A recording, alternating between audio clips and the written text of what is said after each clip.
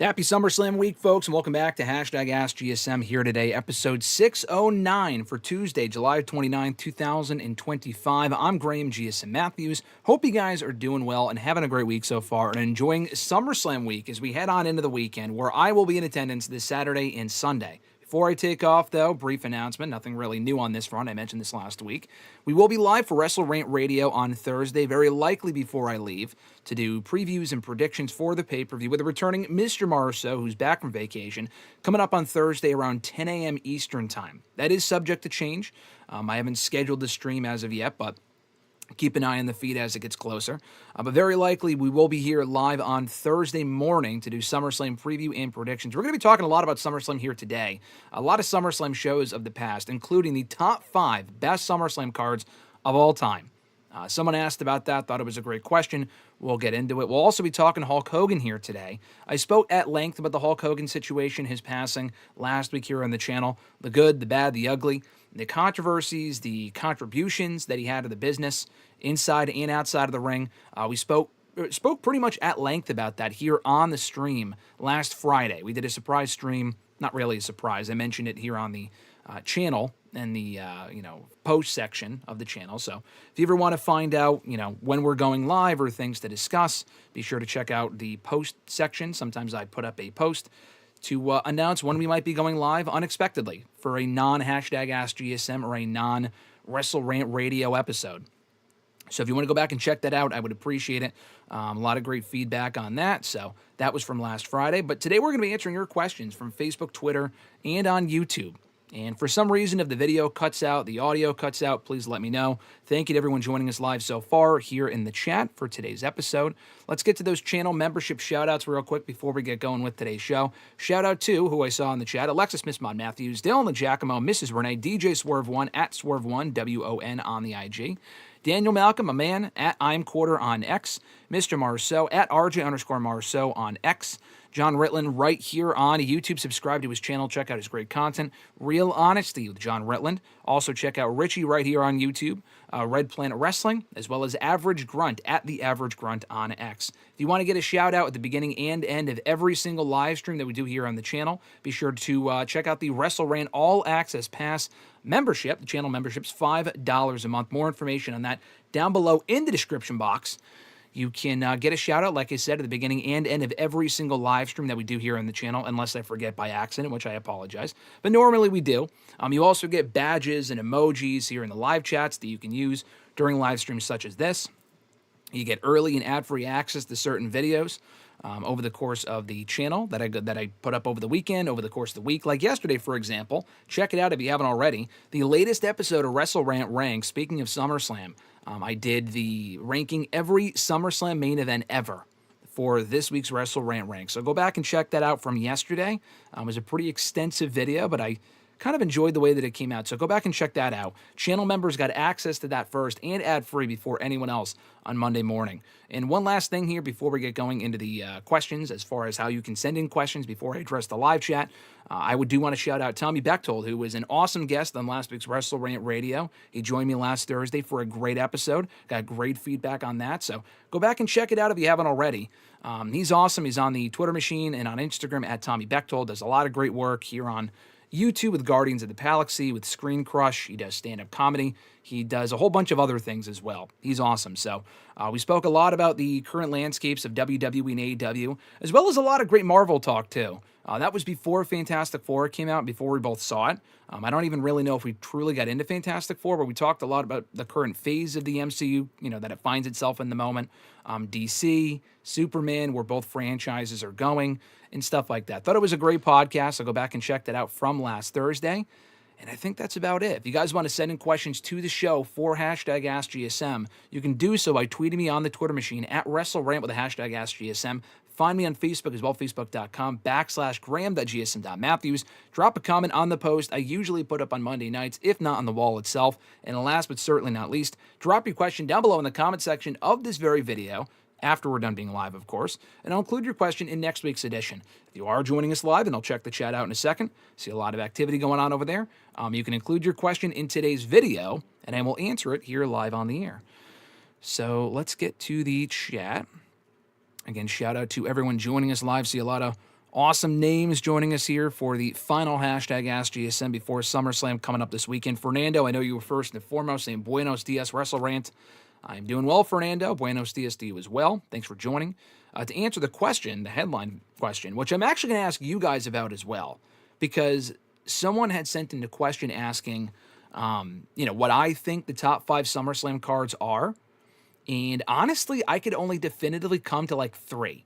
Now, I'll name a few other ones, but I don't know if they would be my top 5. Not my top 5 favorite. There's a difference between top 5 best and top 5 favorite. For example, and I'll get to this later, in my opinion, SummerSlam '08 is one of my favorite SummerSlam shows. I love that show. That was the first SummerSlam I was a fan for back in 2008. I think it's a very good show. Great main event between Edge and Taker inside Hell in the Cell.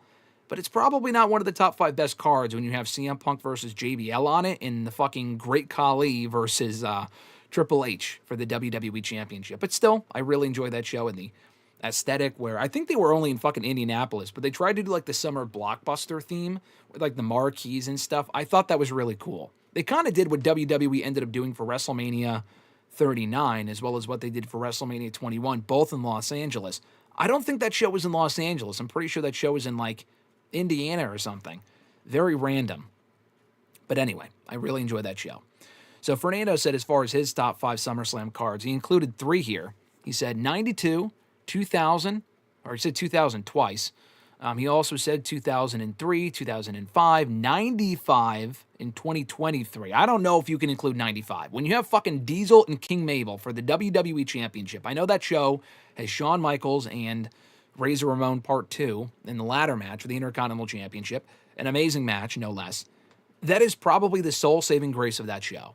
I think that's the same... I was going to say that was the same show they ran back Taker and Giant Gonzalez. That was actually SummerSlam 94. No, wait. Or was it SummerSlam 95? I don't remember, but I think the only saving grace of 95, from what I can recall from when I watched it like 10 years ago, was Shawn and Razor. I don't know if I would go with 95, but the other ones are, potential candidates, so we'll get into it. Alexis asked, WWE superstars as SpongeBob characters, and what's something you always wanted as a kid but never got? I already know her answer to that question, and she recently purchased that thing that she wanted as a kid but she never got. So to answer the first question, I have no idea. Perhaps someone in the chat can kind of chime in. WWE superstars as SpongeBob characters. Who would be the SpongeBob of WWE? I feel like Cody Rhodes. And not just because, like, I've seen the memes in recent years of Cody Rhodes, like the way that he kind of, like, walks like this. People have made the memes, like, including the sound effect of the way Cody Rhodes walks. Maybe Cody Rhodes, I feel like he's dorky enough, but he's also kind of like the main character of WWE right now. Patrick, I feel like Patrick would be... I'm not saying he's dumb. I just feel like they're both very popular. I would go with, personally, maybe Jey Uso. I'd go Jey Uso for Patrick, SpongeBob for Cody Rhodes, Krusty Krab is obviously TKO, all about the money, obviously. I would say Vince McMahon, but he no longer works there. And then Squidward, kind of a dud.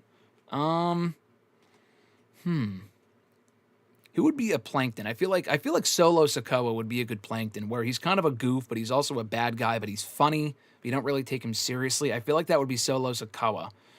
I'm taking this way more seriously than I originally anticipated, but for Squidward, I'm not sure who Squidward would be. If it's a babyface on the roster, but he's kind of a dud. I love the guy. He's my favorite wrestler in WWE, as well as just in general, one of my top 2 favorite wrestlers of all time. I might go CM Punk. I feel like people might relate Punk, his demeanor, to Squidward. Now, Punk is way better than Squidward. He gets way more serious they're both pretty serious, though. I feel like that's kind of where I would relate the two, as far as their demeanor is concerned. Punk gets way more intense, as seen in last night's promo in Raw against Gunther, than Squidward usually does, but when they get mad, they get mad. So, you know what? I'm going to go Squidward for CM Punk. SpongeBob, Cody Rhodes, Patrick Jey Uso, Plankton, Solo Sikoa, and Krusty Krab, or Mr. Krabs, would be probably TKO. I mean, I guess in this case it would be Triple H, but we'll say TKO Vince McMahon. Let's see. As far as something I wanted as a kid but never got, I always wanted, this is only something wrestling related.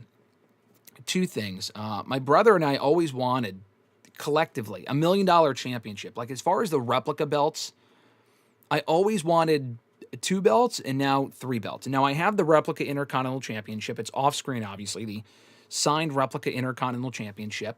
That one was gifted to me. If I was to get another one, it would be one of 3 belts, and probably the third one. Maybe the second one, but I feel like number one would be the $1 million championship, because my brother and I, specifically, we always wanted the Jack Specific $1 million championship, because they wouldn't sell that in stores, but they sold it like internationally at one point. We never got it. A $1 million championship would be cool, either the real thing or like even, I mean, at this point, what the fuck am I going to do with a toy $1 million championship? But unless it was the real thing, the $1 million title, United States Championship, the old version, not the current version. I think is also really nice looking. I always was partial to the Star Spangled version. I mean, which I guess you can also say the same thing about the current version. But the version they used from 03 through like fucking 2020, they used it for a very long time. I always loved that design. I always wanted, for my first replica championship, the United States Championship from that time period. And I'm not even sure if they sell it on WWE Shop anymore. They did. I don't know if they do anymore, as far as like the same size and the same sort of replica that I have with the Intercontinental Championship. That one I probably would not get signed. I feel like the IC Championship is enough of an undertaking. I would not want to do it all over again with the United States Championship. I would just hold on to that one. And then the third one, which I've always wanted it, but never really like seriously wanted it up until a few years ago when Scott Hall passed away. And it kind of came up again recently to me thinking about it when Hulk Hogan passed away last week. The NWO World Heavyweight Championship. So I think the World Heavyweight Championship, even the current one we have now, I think is really beautiful looking in my opinion. But the, World Heavyweight title that WWE had from 2002 through 2013, and before that in WCW and the NWA, with the NWO initials sprayed onto it. WWE sells that, and I always thought that would be really cool to have. I have it in a pillow version that Alexis got for me for Christmas many years ago. But like to have the real thing would be fucking awesome, because I always thought that was really cool. Richie, what's going on, brother? Richie is joining us. What's going on, my man? Nathaniel asked. Nathaniel, thanks for joining. He said, "Hi guys, my favorite SummerSlam is 06 through 2000. I thought you were going to say 06 through 2020. I misread that. 2000. Excuse me, easy for me to say. 2006 and 2000. I think 2000 might also be up there for one of the best SummerSlam cards of all time. We'll get into that later on after we answer some of these chats.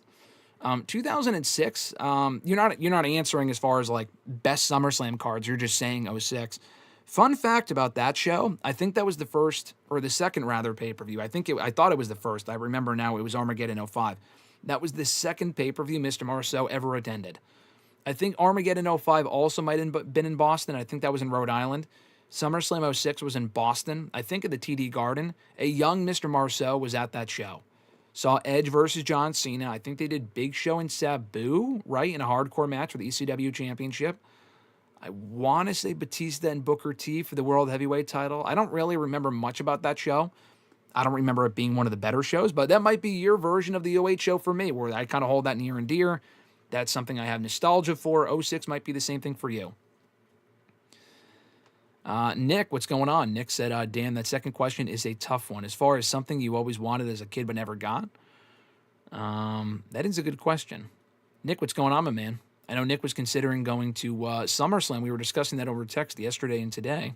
I hope to see you there if you do end up going, whether it be both days or one day. Like I said to you, if you only end up going to one day, I would suggest second day, because I feel like that will be the better show, but you can't really go wrong with either one. Maria, what's going on? Thanks for joining. Great to see you. Fernando said a dog. Something he always wanted but never got, I think, is what he's referring to. Maria said hello. Maria, thanks for joining.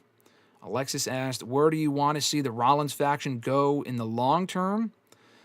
I just want to see them be built up and not cut short just because of the Rollins injury, which, as more time passes, I'm starting to think might be a work. I think in the end game, I would like to see Braun Breaker turn on Rollins. Now, when they first started the faction earlier this year, not every faction has to go on for 5 years. Like the Judgment Day is now going on 3.5 years, which I think is totally fine because they've remained relevant. They've brought in new people. They've taken out old members. Like the original Judgment Day of Damian, Edge, and Rhea doesn't even exist anymore. They got rid of all the original members. But the current iteration of the group has remained relevant, and they are popular and over and whatnot, and I enjoy the group still. shockingly. They were kind of on their last legs there for a little while earlier this year, but now they all have gold, and Dominic's really popular right now. So, my point is, not every faction has to be a 3 to 5 year faction like the Bloodline was, but I do think at this point, I mean, we sit here in July, I think it might be too soon to break away Breakker from Rollins come April or March. I feel like you might have to wait a little bit longer. Again, maybe Rollins wins the World Heavyweight Championship before then. I assume he will. Maybe Braun Breaker wins the Rumble, and that's how you set up the match. And they really are not together for more than a year. And it really is only a year-long partnership, unless they replace him or put someone, just end the group altogether. I think the ultimate goal with the group should be to get Breakker. I mean, Breakker already is over, but especially Reed. Reed deserves an opportunity. The guy's great. Get him more over, establish him as a monster on the show, establish Braun Breaker as a top guy on the show, and use Rollins to get them to that point, as well as Heyman to that point. That would be my goal with the group. I don't really know where I want to see them long-term, though. Probably just continuing to rack up wins and championships on Raw. It's probably just the best use of their new top faction on the Raw brand. Maria's answer was a Barbie dollhouse as far as something she always wanted but never got. Nathaniel said, also, Graham, I feel bad for Bayley. I have a feeling that she'll turn heel on Lyra, costing her the match. I was against the idea, and I still kind of am. I'd rather Lyra just get the belt back. I feel like that's the only appropriate endgame to that feud. But I do feel like they are leaning towards Bayley costing her the win and then turning Bayley heel and having her feud with Lyra. And Becky would be a great women's Intercontinental Champion in the long run for like the next couple of months. You can have her work with Stephanie Vaquer perhaps in a couple of months, if not before then. I just feel like the ultimate endgame of this Becky-Lyra feud should be to have Becky lose to Lyra, then elevate Lyra in the process. Now, Lyra has been elevated by working with Becky and as well as Bayley, but it just seems to make sense with the way that Bayley was acting even last night on Raw, that she wants to get on SummerSlam. She might come out on Saturday or Sunday, I think the match is, and cost Lyra the championship. And that's how she turns heel, so we'll see. Maria said, more Hogan talk, ? Yeah, we got a question on Hogan. I mean, if you guys have more questions on Hogan, let me know. Someone asked me a question about Hogan a little bit later on in the questions, so we'll get to that. But we don't have to completely ban Hulk Hogan talk just because we only did it for one stream last week. Richie says, Becky is... This is his SpongeBob casting. He said, Becky Lynch is Sandy. Sheamus is Larry the Lobster. R-Truth is Patrick. I could see that. Judgment Day, Damian Priest as Squidward. I like that.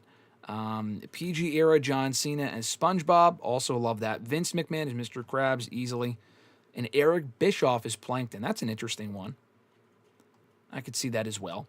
Let's see. Fernando said, I want the Seth Riders, which is such a great name, by the way. I know that's not the official name, but that's what people unofficially call them. It's just fucking funny. But he said, I want the Seth Riders to be the number one faction in WWE. Seth is going to do a surprise cash-in in his return debut. Well, it's not really a debut, but I know what you mean.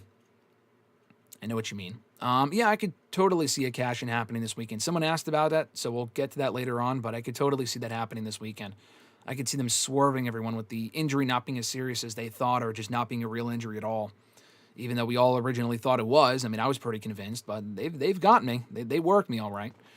Millennial Noob saying, good morning, Graham. How you doing today on this Tuesday morning? I am doing well, Noob. Thank you for asking. Hope you're doing well as well. Zach, what's going on? Thanks for joining. He says, good morning, everyone. Good morning, Zach. Thanks for coming on the stream.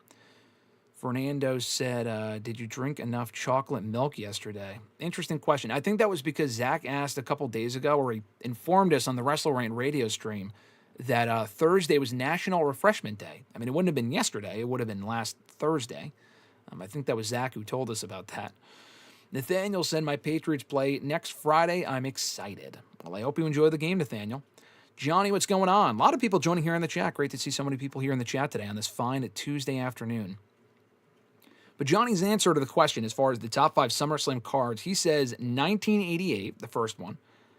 95, brother, you must be on drugs. I'm sorry. Again, I cannot, in all good consciousness, or whatever the word would be, I just cannot include that card in top 5 best of all time. There's other ones that are subjective. That is just a completely objective answer. You could not include 95 with that fucking main event. I'm sorry.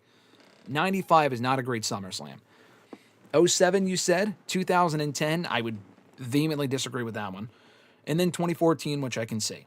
So we'll get to those later on. But, some decent answers. Although 95 and 2010, I cannot agree with. 2010 had the Team Nexus versus Team WWE match, which was a good match. Terrible fucking ending. You had Dolph and Kofi in the opener, and the only reason I remember that is because they got interrupted by the Nexus. That match got interrupted by the Nexus.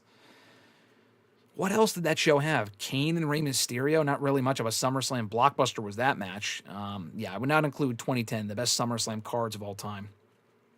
Is also, by the way, before we get going here, as we get going, I forgot to mention this earlier. If you want to support the show, support the stream, be sure to like the video. All that support is greatly appreciated. Subscribe if you haven't already. I'm sure you have, especially for those, chatting in. But hit the bell button to be notified every single time we upload new content and every single time we go live here on stream.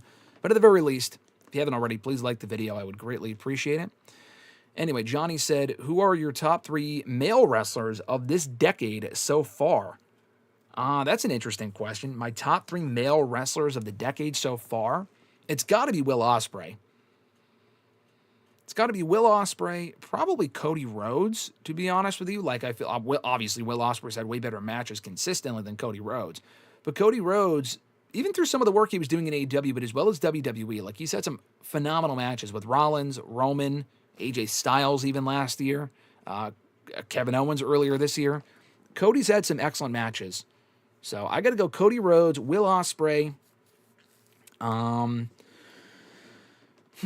maybe Okada for pre-AEW work. I mean, some of his AEW stuff has been pretty good, but probably pre-AEW. I don't really watch New Japan that much to say, who from New Japan would be on that list, aside from some of the stuff he was doing in Japan from 2020 through 2024, 2025. Because shockingly, I mean, this is kind of weird to say, we are almost halfway through the decade, which is kind of fucking nuts. I read your question and I'm thinking, we're only a couple of years in. I can't accurately answer this question. And then I remembered, holy fuck, we're almost 5 years through 2020s. And we're almost halfway through the decade, which is kind of insane. But yeah, probably Okada, Cody, and Will Ospreay. If you have another answer, let me know. Roman Reigns has had a great last 5 years, obviously, since the heel turn. But in terms of wrestlers, it would probably be those 3. Johnny said, what is your favorite SummerSlam match of all time? John Cena, AJ Styles, SummerSlam 2016. I'm not going to sit here and say the 2016 show is among the best cards of all time, because it's not. It actually had a great card, but the execution of said card was not great. So, for example, that show had Cena and AJ, which was every bit as amazing as advertised. I was there for that match. AJ winning clean was incredible. That's one of my favorite matches, not in SummerSlam history, but literally of all time. That is among my probably top 3 favorite matches ever. Definitely top 5, probably top 3. And again, the fact that I was there for that obviously helped. But that card also had Brock Lesnar versus Randy Orton, which I spoke about briefly yesterday on WrestleRant Ranks, because it was the main event of that show, and it was disappointing. You also had Finn Balor and Seth Rollins, among many other matches on that card that didn't really live up to high expectations.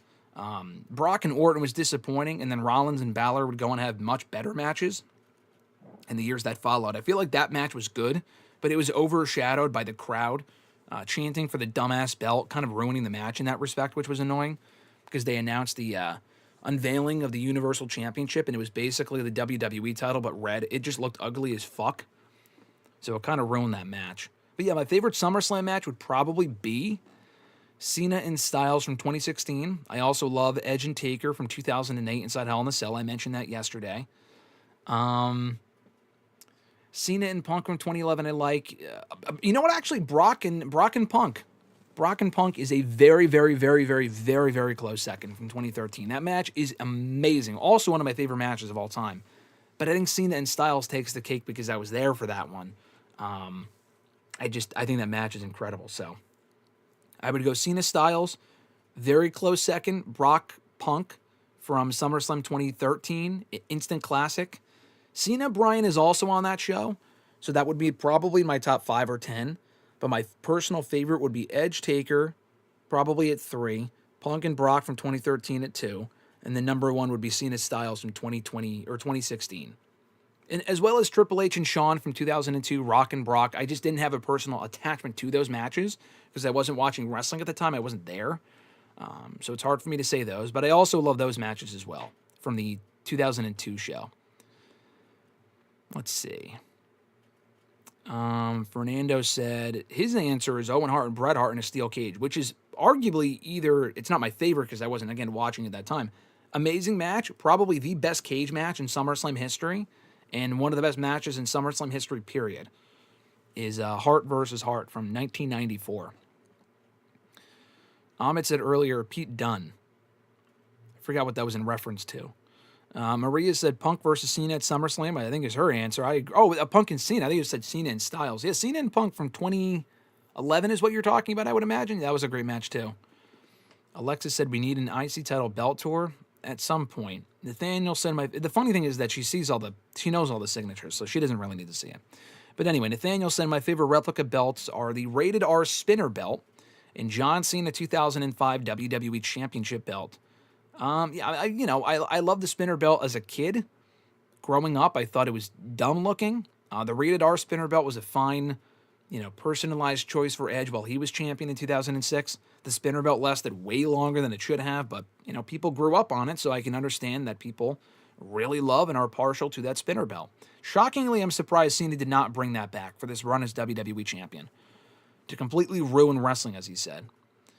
Nathaniel said, I think 2006 and 2000 are the best SummerSlams. Do you think also?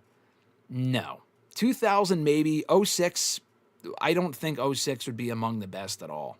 I really don't. I don't know why it would be. For Edge and Cena, I feel like they had better matches together. Was that the same show that had Booker and I don't even remember. I know that show had DX versus the McMahons, I think, right? Which was a big attraction. I would not agree with 06 being among the best SummerSlams by any stretch. He also said, I saw Happy Gilmore last night, Happy Gilmore 2 last night. Hope you enjoyed it. We haven't watched it yet, but I am hoping to watch it soon. Let me know what you think, without any spoilers. Noob said, who will ever forget about SummerSlam 2020 during the pandemic when Roman Reigns returned and Asuka won in two separate title matches? Or she was in two separate title matches. She didn't win both of them. Yeah, honestly, I think SummerSlam 2020 was actually a very good show. That was one of the better pandemic pay-per-views that WWE produced. That was their first pandemic pay-per-view inside the Thunderdome, so it had that going for it. But it also had a great match with Drew and Orton. Bray and Braun was not a great main event, but the return of Roman Reigns afterward was awesome, and that was when he first started the heel run, which we didn't really know at the time. It kind of felt like, okay, he's not a heel, he's just more intense, and he actually did turn heel, which was cool. That show also had Asuka versus Sasha, Asuka and Bayley, two great matches, among some other matches as well. So yeah, I think SummerSlam 2020 was actually a really good show, considering the circumstances. No, Johnny. Johnny is the ultimate troll. Johnny said, hopefully next year's SummerSlam is 4 nights. You're killing me, Johnny. Absolutely not. Let's see. I've got to backtrack a little bit here in the chat. Thanks for everyone joining, by the way. I will get to everything. And I will answer all the questions that were sent in ahead of time in a little while after we get through the chat. Let's see. Ahmed said, U.S. Championship is probably the most underutilized title in WWE history. I feel deserved so much more loved by WWE, but it was a WCW Championship that kind of disrespected the title till Cena's run in 2015. Yeah, I mean, I don't know if that was intentional for Vince to say, let's not book it on the same level as the IC Championship because it was a WCW title. I mean, people today would never even really know that. Like, the United States Championship has been in WWE for so long, and it's also the one championship they never deactivated. They actually got rid of the Intercontinental Championship for a little while there in 2002, 2003 when they merged it with the World Heavyweight Championship. They actually got rid of it. And I think that was before they brought back the United States Championship on SmackDown. But it's always been on the same playing field as the Intercontinental Championship. It's not like the IC title has been booked that much better consistently, like it was during the Gunther run, but overall they're pretty even, I would say. The people today, because the belts have been so, at a certain level for so long, and they've also been around for so long, specifically the United States Championship, no one watching today would say, oh yeah, they treat that belt differently because it came from WCW. It's been in the WWE now with that design and their own designs since fucking 2003. I mean, there's people that are watching the product that are younger than when the belt even debuted in WWE, But I can understand where you're coming from, though. Johnny said, who are your top 3 female wrestlers of this decade so far? Probably Becky Lynch, Rhea Ripley, Becky Lynch. it would probably have to be Sasha, right? I mean, Toni Storm has also had a great decade so far, specifically in AEW. I know she wasn't really doing much in WWE in like 2021, but as soon as she went to AEW in 2022, she did great work. And then especially with Timeless. And then she was also, if you're including like 2020, she was in NXT UK at that point. Was that before? She already lost the NXT UK championship by 2020. But she was still doing good stuff in NXT though. So you know what? I might go Toni Storm. Or you know what? Actually, Io Sky. It's kind of hard to count against Io Sky if you include her NXT work. So I would go Io Sky, Rhea Ripley, and Becky Lynch for top 5 or top 3 women's wrestlers of the decade so far. Honorable mention: Mercedes Moné, Charlotte, Bianca. Bianca's also had a great last 5 years, so I'd go Bianca as well. Nathaniel said, do you wish Edge was on Judgment Day a little bit longer than he was? I did. I mean, I was disappointed when they cut him out of the group. I said that here on this show, among many other shows at the time. I thought they cut it short way too quickly, but I think the biggest reason as to why they did that was because they needed him as a babyface, with Cody Rhodes going away for a while. Instead of turning Rollins, which they ended up doing anyway a couple months later, which was kind of, why not just do it then? I think they wanted to wait until after the Riddle feud, maybe, I don't know. But they turned Edge, and it cut his time in the group short very quickly. And I actually really liked that iteration early on of Rhea, Damian, and Edge. I was probably in the minority on that, so I do wish it lasted a little bit longer than it did. Grunt, what's going on, brother? They said, howdy, howdy. Grunt, thanks for joining. Great to see you here in the chat as always. Richie said, I'm considering last-minute SummerSlam tickets. Saturday is $169 for the bowl seating area, $199 for Sunday night, right below nosebleeds. Thoughts? I mean, if you think it's worth it for both, I mean, so you said $169 for bowl seating area, $199 for Sunday night, right below nosebleeds. I mean, if it's around the same, I probably would just go $169. I feel like you'll get a better view on Saturday. Like I said, I think Sunday will be the stronger card, but I think they'll be practically even. You can't really go wrong regardless. If you go on Saturday, you might get a cash-in. You're going to get Punk and Gunther, the tag team match. Dominic and AJ, I think, is on Sunday with the United States Championship as well. I know they're doing the women's tag title match on Saturday. Karrion Kross and Sami Zayn. I just think the card for Sunday is stronger, in my opinion, on paper. But for $169, if it's a slightly better view than Sunday night, and it's cheaper, and it's not that big of a difference, I would probably go Saturday. But that's just me. Lindsay, what's going on? Thanks for joining. Great to see you. I know Nick was here earlier, but Lindsay said, did you get good seats for the weekend? And she also said, hi, Alexis. Yes and no. I'll be in the press box. So I'll be going by myself. Alexis is not going. I'm going by myself. I will be in the press box. So as good of a seat as I can get. Hope to see you guys there, though, if you do end up going. Millennial Noob said, Damage Control did not last long. Io Sky was over like crazy. Dakota Kai and Kairi Sane were hurt. And Asuka is just there because fans are still upset about her booking. I mean, Damage Control lasted a lot longer than it probably should have, considering they were not booked great for most of it. Damage Control lasted practically like 3 years. They debuted at SummerSlam coming up this weekend 3 years ago, so I would say it probably ran its course. Could they have been booked better? Yes. It lasted long enough? I would disagree with that. 3 years is a long time. Grunt said, something I always wanted as a kid but never got was the original Power Rangers Morpher. I had Morphers from other seasons, but not the Mighty Morphin 1. Interesting. Very cool. I was never a Power Rangers fan. I would watch some of the Power Rangers stuff as a kid, some of like the specials and like the VHS and shit like that, but for the most part, I never really watched much Power Rangers, but, I watched it enough to where I saw some of the TV shows and I got the hype around it and whatnot. Fernando said, oh no, Grammar, you're not doing the whole it's a work stuff, are you? I am now, yes. Is it not weird? I'm not completely convinced that it's a work. I'm just saying I'm less sure of it being real than I was 2-3 weeks ago. I mean, is it not weird to anyone else that we have not heard any update on Rollins' injury at all since like 2.5 weeks ago? It's just assumed that he's going to be out for a while. I do think it's dumb. Like I don't exactly know what happened, but the way they played it off really made it feel like it was real. If it was always supposed to be a worked injury and he actually got hurt, that would just be fucking dumb. to do that spot, or if he was already hurt and then they had him wrestle anyway, that would just be stupid. Like, any of that would just be dumb. I think it was always intentional for him to go away for a while because he was not on Raw. He was at, like, Evolution, but he wasn't on Raw that Monday, and they just kind of brushed it under the rug as far as his status, and they just moved on. I think they just want you to forget about it, and then he might come back and cash in. I think that might be what happens this weekend, which I'm totally fine with, to be honest with you. He hates CM Punk that much. But yes, I think there's a very decent chance of it end up being a work. And if he doesn't show up this weekend, if not in the next month, then it probably is real, but it's just hard to say right now.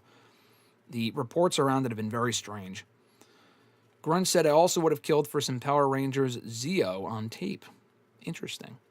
Johnny said, New Japan stable stay together for a decade straight. Yeah, I know, and they're not fucking interesting. I mean, like, the Bullet Club is still around. Like, who gives a shit about the Bullet Club in 2025? Nathaniel said, how would you feel if Seth cashed in on Cena or Cody on Sunday? People have brought this up. You would just have to move Rollins to SmackDown. I just don't see that happening. Unless they move, like, Gunther or Punk. So unless Rollins takes the title and brings it to Raw, and then they move the World Heavyweight Championship to SmackDown, and neither Punk or Gunther are on SmackDown, so they would have to transfer them to SmackDown. I guess you could do that, especially if there is a draft coming, which I don't agree with. Like, we don't really need a draft, in my opinion, at this point, like a formal draft. Just do trades and shit. We also had that trade window thing going on earlier this year. Like, we don't need one right now. Yeah, I would just have Rollins cash in on Punk. I mean, I feel like the Punk one just makes more sense, too. Like, at least with Naomi, I think Naomi's moving to Raw. Naomi technically is still a SmackDown superstar, but I think she should appear on Raw, move to Raw full-time, and then maybe give SmackDown someone from Raw, like a Becky Lynch or something at some point. But again, if you move a Rollins or a Becky, you would have to move them both because they're married. I think Jimmy Uso's on his way to Raw, in my opinion, just because it would just make the most sense, I feel like. If Naomi's going to be on Raw going forward, Jimmy should probably be on Raw, and very likely with Jay. If you move Rollins to SmackDown, you have to move Heyman to SmackDown, Becky to SmackDown, Breakker to SmackDown, Bronson Reed to SmackDown. It's a lot, so I just don't see that happening if you were to win the championship. Cody and Seth is a good feud to do. I'd be down for that. I would rather see Cody working with Drew coming out of SummerSlam. I think Cody and Seth is great. I do want to see that again at some point with Rollins as the heel and Cody as the babyface, because last time it was, or actually, we already saw that with that dynamic. Rollins was a heel the last time they feuded 3 years ago. So it would probably be the same thing. But I would be fine with them running it back because Rollins has never beaten Cody before. But I just don't see that happening. Johnny said Nesquik or Yoo-Hoo. I think I was always more of a Nesquik guy. I never drank the Yoo-Hoos. I know both of them. I think I was more of a Nesquik fan than Yoo-Hoo as a kid. I agree with Nick. He said sub and like the stream. You heard the guy. Grunt said, forgot I had a question written out, so I didn't send it in advance, so I'll ask it here. Before I get to his question, Lindsay said, Nick and I are home, LOL, so we can tune in from 3 devices. That is amazing.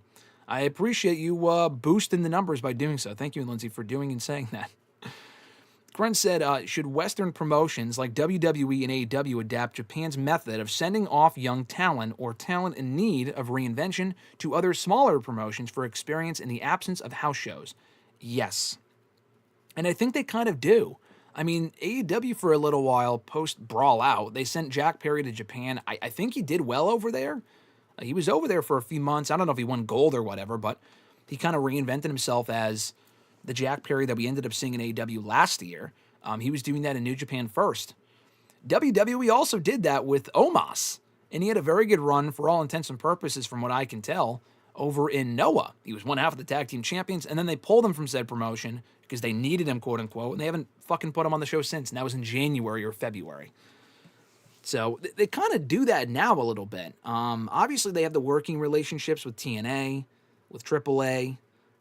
It's not as if they're sending people there to stay there for a while. Like Trick Williams, yeah, they sent him to TNA as the TNA World Champion, but he's also still on NXT as he should be.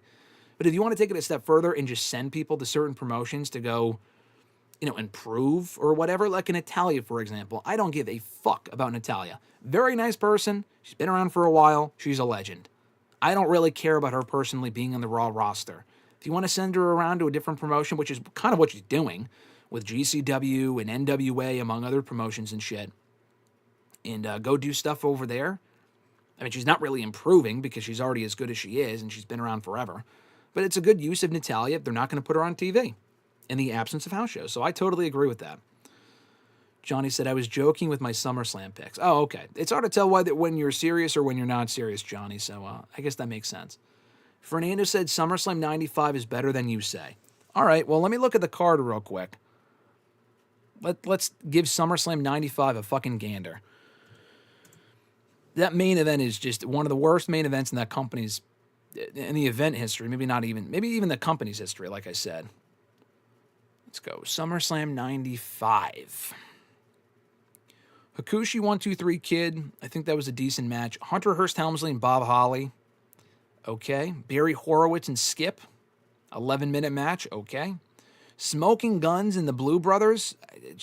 Who cares? Bertha Faye and Alundra Blaze was a 4-minute match. Undertaker and Kama, a 16-minute casket match. Okay. Bret Hart and Isaac Yankem DDS. That's fucking a 16-minute match. Bret Hart can make anything work, and I know that's Kane there, but Isaac Yankem was terrible. Shawn Michaels and Razor Ramon ladder match with the IC title, great match, and then Diesel and Mabel. Tell me what of those matches you would go back and watch and consider a SummerSlam classic that would make that card on paper a great fucking card. Aside from Shawn and Razor, it is a one-match show that should have been the main event, and it wasn't even the main event. Diesel and Mabel was fucking terrible. I'm not saying the other matches are terrible. I have no recollection of any of those other matches, and I doubt they're good enough to warrant that card be considered one of the greatest of the last 30 years. Or ever, or whatever. I just can't say I agree. If you like the show, that's fine. Nothing against it. I just think it's not a good show at all. Let's see. Noob said, WWE just released the trailer for Universal Studios' Halloween Horror Nights, the horror of the Wyatt Six. Are you going to check it out this Halloween season? Is that a real thing? Let me see. I have not really been on Twitter. I know WWE Unreal came out today. I have not seen any of it yet. So I've been trying to avoid spoilers for that show, which I'll probably try to watch most of, if not all of it, today or tomorrow. So I haven't really been on Twitter, so I kind of missed what you're talking about. Is that a new thing that happened? Let me see. I see a lot of Unreal posts. More Unreal. What is this? What are you talking about with this Halloween Horror Nights? Is that a real thing? I don't know what you're talking about. I'm gonna Google it real quick. Universal Studios Halloween Horror Nights. Pro wrestling. Yo, that is a real thing. Okay. WWE Pro Wrestling Maze coming to Universal Halloween Horror Nights. That is fucking awesome. Halloween Horror Nights run select nights September 4th through November 2nd. Yo, that sounds amazing. Hold on. This website's giving me issues. Five Nights at Freddy's is well. Five Nights at Freddy's and WWE. Alexis may have just booked her trip. So is this a real thing? I got to disable my ad block. Hold on. I'm just curious what this is all about. Hold on. Okay.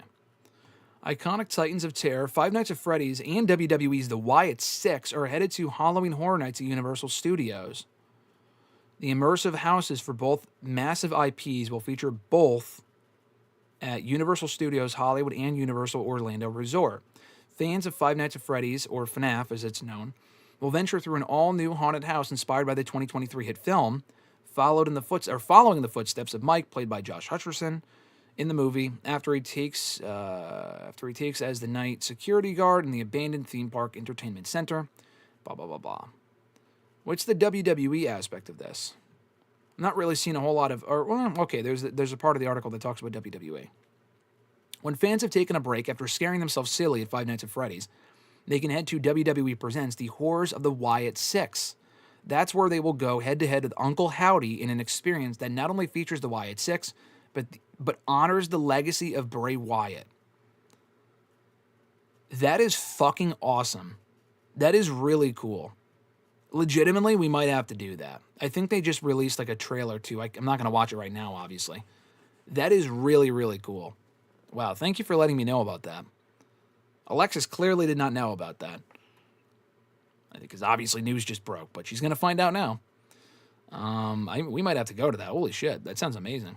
I haven't been to Universal in a very long time, by the way. Nathaniel said, do you think Cody was winning AEW's World Championship in AEW? Had he stayed, he probably would have. I mean, there's no fucking way that he would have stayed and had he not contended for the AEW World Championship. I mean, I know that the stipulation was put in place that, we can no longer contend for the World Championship. How do you be in a company and not contend for the world title when you're a star of his caliber? Even if they introduced the International Championship and the Continental title, Cody at some point in the last 3 or 4 years would have had to have gone for the World Heavyweight Championship at some point in AEW. So yes, he would have won it and contended for it at some point eventually. Lindsay said, Nick calls AJ Styles the Beast now every time he does his hair flip.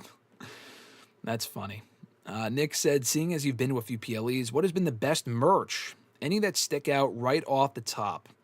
Good question. I like the merch when I go to a show that is specific to the show that I was at. So they do a lot of shows now. They do a lot of merch now where it just says, I was there, I was here. Like, I don't really love those shirts. I have a few of them. Like, I have a shirt I got at Money in the Bank 2018. It's a blue shirt. It's like red, white, and blue. I don't know why it's those colors specifically. Because, I don't know. I guess some of those are Chicago colors. But it was a Money in the Bank shirt, which was cool. And it wasn't just the logo. It was SummerSlam. Yeah, Nick just texted the Universal thing in our group chat. That's funny. Anyway, so the Money in the Bank shirt is cool. I have a shirt that I still wear, and the pay-per-view is not even around anymore. When we went to TLC, when it was still a pay-per-view back in December of 2015 at the TD Garden in Boston, they sold a great shirt, and I still wear it usually every St. Patrick's Day, where it's a green shirt. It looks like a Celtic shirt, and it says TLC, and it has like the Celtics logo, and it says Boston MA. Love that shirt. It's a green shirt, white lettering, and I'm not even like the biggest basketball fan or whatever, but it's a pretty cool fucking shirt. So that's probably one of the cooler shirts I've gotten. I've also gotten some cool SummerSlam shirts over the years. I've got a lot of cool Mania shirts, but the TLC one is the one that really sticks out. I did not get this at the show. I bought this after the fact. Your question is getting merch at the shows. But after Mania 31, when it was on clearance, I bought a Mania 31 jersey that I try to wear to Mania every year or the Raw after Mania. So I wasn't at Mania 31 10 years ago, but I bought that jersey after the fact, and I still wear it today. It's the only jersey I think I own in actual jersey form. I have jersey shirts, but not like jerseys, aside from that one. Johnny said Roman Reigns has been the best champion in box office this decade so far. Correct, but the question was best wrestler. So best champion in box office, yes. Best wrestler, probably not compared to the three people I mentioned. Fernando saying, what are your thoughts on Chelsea Green getting death threats for just saying a few positive things to say about Hogan, I think is what you meant to say, after he died. Yeah, that whole situation was just fucking dumb. I mean, who cares? I mean, honestly, even what she said wasn't that big of a deal. But even if she was sitting there saying, I loved Hogan, like he was my childhood hero, which he wasn't, all she said, which I think, the funny thing is, you would think she would get death threats. First of all, she should not get death threats at all. Her original tweet and what she said on some talk show the night before, I think she said it in the tweet, but she definitely said it on a talk show. She said, polarizing political views aside, because she doesn't agree with his political stuff. I mean, I think, which she can totally say, I mean, that makes sense. People's issues with Hogan was far beyond the political stuff. I mean, we're going to like racial territory, obviously. We all know what we're talking about here. But I could see her getting death threats because people are like, how dare you include like the political stuff or whatever. She got death threats because of the nice things that she said. And she said that her husband got into wrestling, that being Zack Ryder, because of Hogan. I think she said any interaction that she had with him was positive because he was on that season of Tough Enough that she was on 10 years ago. He was a judge on that show. And people just lambasted her for it. Again, you don't have to sit there and cry about Hogan dying. I don't think anyone, my bottom line is, I don't think anyone should be telling anyone how to feel about that news, whether it be sad or happy. I mean, I wouldn't celebrate someone's death personally, but everyone feels differently. It's not really for me to be the judge about that, whatever. But I mean, send this woman, first of all, death threats over anything is just kind of ridiculous. But specifically a fucking wrestling tweet where she was just honoring the biggest star in this company's history. I mean, come on. It was just ridiculous. And then she had to feel the need to either deactivate her Twitter or just walk away for a little while because of the outburst of negativity that she got. And you really can't, like, it goes on both sides too, because I saw a lot of it.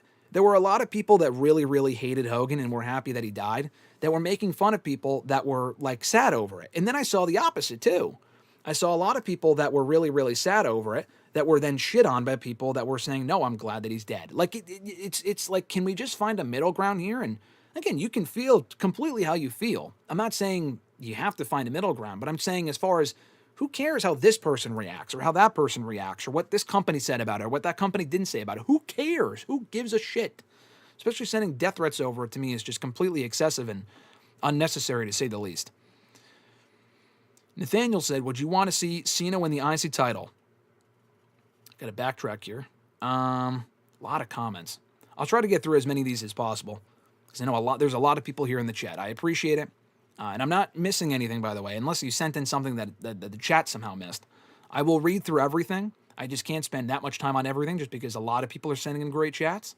And I do want to get to the questions at some point. We are already 54 minutes in. I have not answered a single question from these scheduled questions, which is completely fine. I appreciate everyone tuning in live. It's always great to see you guys. But anyway, Nathaniel said, would you want to see Cena win the IC Championship? No. Not at this point. At this point, what the fuck would that even mean? I know people have said, oh, it's the one last thing he hasn't done yet, Grand Slam. The casual fan does not care. I can guarantee you John Cena does not care. It would be a cool moment, but like at this point, for the last 3 or 4 or 5 months of his in-ring career, he should be at the main event level doing main event things. Maybe not the world champion. Like, he should be losing that belt at SummerSlam back to Cody Rhodes. He should not been great. His time as a heel has not been great. So I would cut this thing short at SummerSlam and then move on to him being a babyface. I mean, if he wants to face Gunther, if that's the plan, if he's going to challenge Gunther for the World Heavyweight title in December, or that's just the match, cool, whatever. He shouldn't win it. Like, he's a 17-time champion. He does not need to be an 18-time champion. My point is, the Intercontinental title stuff, it's just too late for that, and it's not really going to mean as much, I think, as people think. So I'm going to say no. Nathaniel also said Edge versus Rollins 2021. I love that SummerSlam match too. That would also be among my favorites. I was there for that one. That match was awesome. I really, really loved that feud. I was there for that match. Best match on the show. Fantastic match. Richie said, was just talking about Brock versus Punk yesterday. Might have been Punk's last good match before he left WWE. Yeah, I mean, good match. He had other good matches. Like, I honestly think, and I'm biased because I like Punk, but I think Punk and Bryan versus the Wyatt family at Survivor Series was a good match. I think him against the Shield, even in that handicap match, which was, you know, they tried to make Roman look strong, but still had Punk go over, whatever. That was a good match. He had good matches on his way out. His last great match, yes. I don't know if he had another great match before he left WWE a few months later. That was probably his last great match, but I thought he had other good matches before he left. It wasn't as if the rest of his run was just terrible matches or subpar matches. AJ said, AJ, first of all, thanks for joining. Great to see you in the chat. He said, would late 2000s Hogan versus Prime Cena be an all-time classic if it would have happened at Mania 25? No. Hogan by that point was so beaten up physically. I mean, you could tell from the few matches he did in TNA, he was beat the fuck up physically. I mean, I would have liked to have seen Hogan and Cena at WrestleMania 25. That's been one of the biggest questions, like one of the biggest matches we never got was Hogan and Cena. And that was an idea at one point. I don't know if it was like the match, like they were definitely going to do it, and then Hogan had to get a back surgery and it didn't work out. But I remember even back then reading the reports when I first got into wrestling that Cena and Hogan was an idea for Mania 25, and it didn't happen. I think it would have been Cena and Batista, honestly, and then Cena and Hogan was also an idea, and neither happened because Batista wasn't cleared in time, and Hogan had to get back surgery, and then he went to TNA instead in later on in 2009, 2010. But no, an all-time classic, in the same way Cena and Rock was, I just don't think that would have happened. Hogan was older at that point than Rock. When Rock and Cena happened the first time, Rock, I think, was, 40? Early 40s? Late 30s? I mean, even he wasn't in peak physical, in-ring shape, because he hadn't wrestled consistently in years. But he was young enough to where the match, and he got hurt in that match too, I think. But it was still, I thought that match was great. I thought for what that match needed to be, it wasn't exactly Hogan and Rock from Mania 18, but that was my version of Hogan and Rock as a fan. That was the match I always wanted to see, and to me it delivered, and Rock winning was awesome. It was a great match, I thought, for what it was supposed to be. Hogan and Cena in 2009, Cena would have really had to carry that match, and Cena was not the in-ring vet, the in-ring leader that he would end up becoming years later. Like, prime Cena to me, like prime in-ring Cena, is like 2011, 2012, 2013, maybe 2014, and also the US Open stuff in 2015. Probably 2011 through 2015 and 2016 when the matches with Styles were when he had his best matches. He had amazing matches in 07 and 08, including specifically with Shawn Michaels, but they were far and few between at that point. I just don't think Hogan and Cena would have been an all-time classic. It probably would have been a disaster, but it would have been interesting to see. At the very least, maybe they could have teamed up at that WrestleMania. Johnny said, Stone Cold versus Kurt Angle from SummerSlam is the best match to end in a DQ. You might be right. Would that have been SummerSlam 2000? That match and the other match I've always said, because people have asked me before, like the best match to end in a DQ, it might be Shawn and Mankind, or Stone Cold and Mankind, or Dude Love. It was from either 96, 97, or 98. I think it would have been 98. They did Mankind or Dude Love, I think, versus Steve Austin in an excellent match, and that match actually ended in a DQ. It was right after Mania, I want to say. So, yeah, that might also be in that conversation.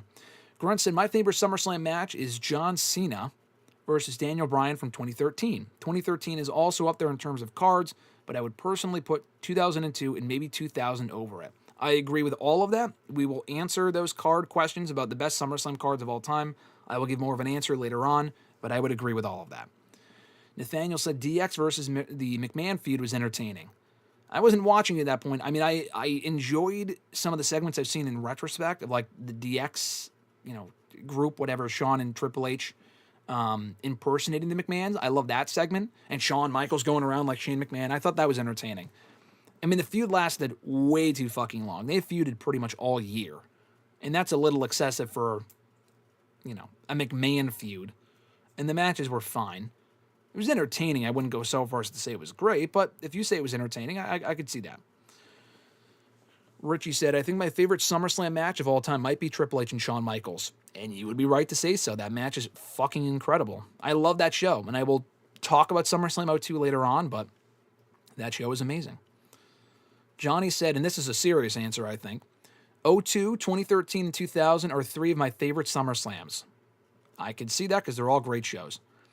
Pseudo, what's going on, brother? He said, hey guys, last stream I talked about Devon possibly talking about Hogan being racist to him, but since then Devon has talked nice about Hogan paying his respects. Just thought I should clarify, brothers. Yes, first of all, Pseudo, thanks for joining. Second of all, I did see what you're talking about, because I know you said on the stream last week that he said in a Maven video, or just a video of his own, that someone was very racist to him many years ago in WWE, and people in the comments were saying, oh, probably Hogan, blah, blah, blah. But you're right. I saw the Devon thing, and that was the first thing I thought of. I mean, that's not to say Hogan wasn't racist towards him. I mean, I don't know exactly what he said about Hogan in his video, but he paid respects. I mean, he could have treated him poorly, but still paid his respects. I mean, it's kind of hard to say. But I still, even when we talked about it last week here on the stream, I still didn't think it was Hogan that was being racist toward Devon. I mean, the Hogan stuff, I mean, the big, he may have been racist towards people backstage, but I think the comments that he got in trouble for, a lot of that was on the tapes. On multiple occasions, not just the Gawker stuff, but like also the Jailhouse tapes with Nick Hogan, his son, and some of the stuff he was saying there. I don't know if he ever said stuff behind the scenes in WWE, behind the scenes to like certain wrestlers and stuff like that would have gotten him in trouble, or where people were really, like that's where the stories first started. I don't think so. I'm not saying he wasn't racist behind the scenes, but I'm just saying like the biggest claims to him being racist came from him himself on those tapes many years ago. So anyway, thank you for the comment. Nathaniel said, who do you think is the best U.S. champion ever? I think it's probably The Miz or MVP. It's got to be John Cena. I think The Miz had a couple good runs as U.S. champion. I also liked MVP's runs. MVP didn't really defend the championship a whole lot throughout that reign. He had a couple good defenses, but a lot of them ended in like DQ on pay-per-view, which was kind of lame. How can you go with anyone but John Cena? I mean, John Cena really elevated that championship to heights never before seen in that company in 2015. And he was also the U.S. champion 3 other times in 03, 04, or 04 and 05. That championship really elevated him in the time that he held it from 04 through 2005 and had good matches for that championship too. So I think the answer's got to be John Cena. Fernando said, I disagree. A 7-day SummerSlam tour would be the best way to go. LOL. Fernando, you are going to kill me. A 7-day SummerSlam tour? You would have me dead on the ground by day 3. I can barely take 2 days. Grunt said, I disagree with Ahmed. I don't think the U.S. title was ever treated worse than the IC title. Yeah, I mean, it's been treated weirdly at times, but no differently than the IC title. Lindsay agrees with my top 3 women. She said her top 3 women of the decade are Becky, Rhea, and Io. I agree with that completely. Pseudo said, Ray versus Angle, SummerSlam 02, one of the best openers to a PLE ever. Completely agree. That is a fantastic match. Johnny said FTR and the Young Bucks probably tied for best tag team of this decade so far. Yeah, probably. I mean, Frax team was having a great run in NXT. They haven't really done a whole lot on SmackDown so far, but yeah, best team of the decade, I'd probably go with either FTR or the Bucks. I would go FTR personally. I think a lot of the Bucks' best matches came in the previous decade, but they've had some great matches this decade as well. I mean, you could say the same thing for FTR, but I really feel like their AEW run has been just incredible. So I would probably go them personally. Eric said, do you see Liv returning? At SummerSlam? No. I know it's in New Jersey, but I mean, is it possible that she could show up and then disappear again so she can undergo surgery or whatever? Sure. Maybe she's not as hurt as we thought and they're pulling a Rollins on us. I don't know. No, I don't see Liv appearing this weekend, which sucks because she's from the area, so that's a big bummer. But I don't see her popping up for a one-off and then disappearing again. But it could happen. Johnny said, Hangman versus Swerve might be my favorite feud of the decade so far. I mean, it's an amazing feud. It's certainly up there as far as one of the best feuds of the last 5 years for sure. It might be number 1. I think I did an article on Bleacher Report actually, maybe a year ago, discussing the top. Maybe it was even this year, discussing the top favorite or top best feuds of the decade so far. I mean, that might have been number 1. It was including both companies. Honestly, that might be number 1. But if it's not number 1, it's certainly up there. I wonder when Christian Cage will return, Nathaniel asked. Probably soon. If they want to have him team with Cope at All Out in Toronto, that would make sense. Maria said, if you were in charge of ticket prices, how much would they cost? I mean, it wouldn't be fucking $200 a ticket to even get into the arena. If the lowest price to get in is $200, I mean, it depends what show we're talking about. I mean, if it was up to me, I'm not in charge of ticket prices. They make their money in ticket prices, so obviously you can't make them $20. But I think the get-in price, to me, should be no less than $50. Even for a pay-per-view, I think anything more than 50 is just asking too much of people, especially people with kids or that go with other people. It's just a lot. The get-in price to me, which is what I go off of, I don't care about sitting front row or here. I could, as long as I'm in the fucking building and I can see, I don't give a shit. I could be in the last row, which I have been for many Manias. I don't care. So the get-in price to me should be at least $50. AEW has pretty reasonable prices. Like, we talk about prices. AEW, I mean, that's one of the benefits of not having as hot of a company as WWE, where you can be the alternative and do more affordable ticket prices. That may not have been the case when they were at their peak, but it was, I know, early on, and even today, I know a lot of the tickets are cheaper, which is great, because then you can bring more people, get a better seat. I think that's great. Johnny said, Toni Storm versus Mariah May might have been my favorite women's feud this decade so far. Great feud, I would agree with that probably. Johnny said, All Out 2021 is the most impactful pay-per-view this decade. Yeah. Honestly, it might be. I think it's the pay-per-view of the decade so far. I know Mania 40 was also great. I think All Out 2021 as a whole was the better show. Mania 40 had the best match with Roman and Cody. Maybe not the best match of the decade, but one of the best matches of the decade so far. But best show might have been All Out 2021. You didn't say best, you said most impactful, but to me it's, kind of the same thing. Grunt said, my guess for Christian Cage is either at Forbidden Door or he didn't say, let me reread that. I botched his comment. He said, my guess for Christian Cage is either at Forbidden Door after FTR win the tag titles or on the Dynamite after that. Yeah, I could see that as well. Eric said, can someone please explain Brooks' beef with Hulk? Talking about the Hogans, obviously. I think there's a very deep history there between the two. I mean, it's bad enough to where Brooke has since had a kid. Maybe more than one, but at least one kid. And she had no relationship with her parents at all. And it sounds like it was entirely on the parents, on Hulk and Linda. for being an extremely dysfunctional family.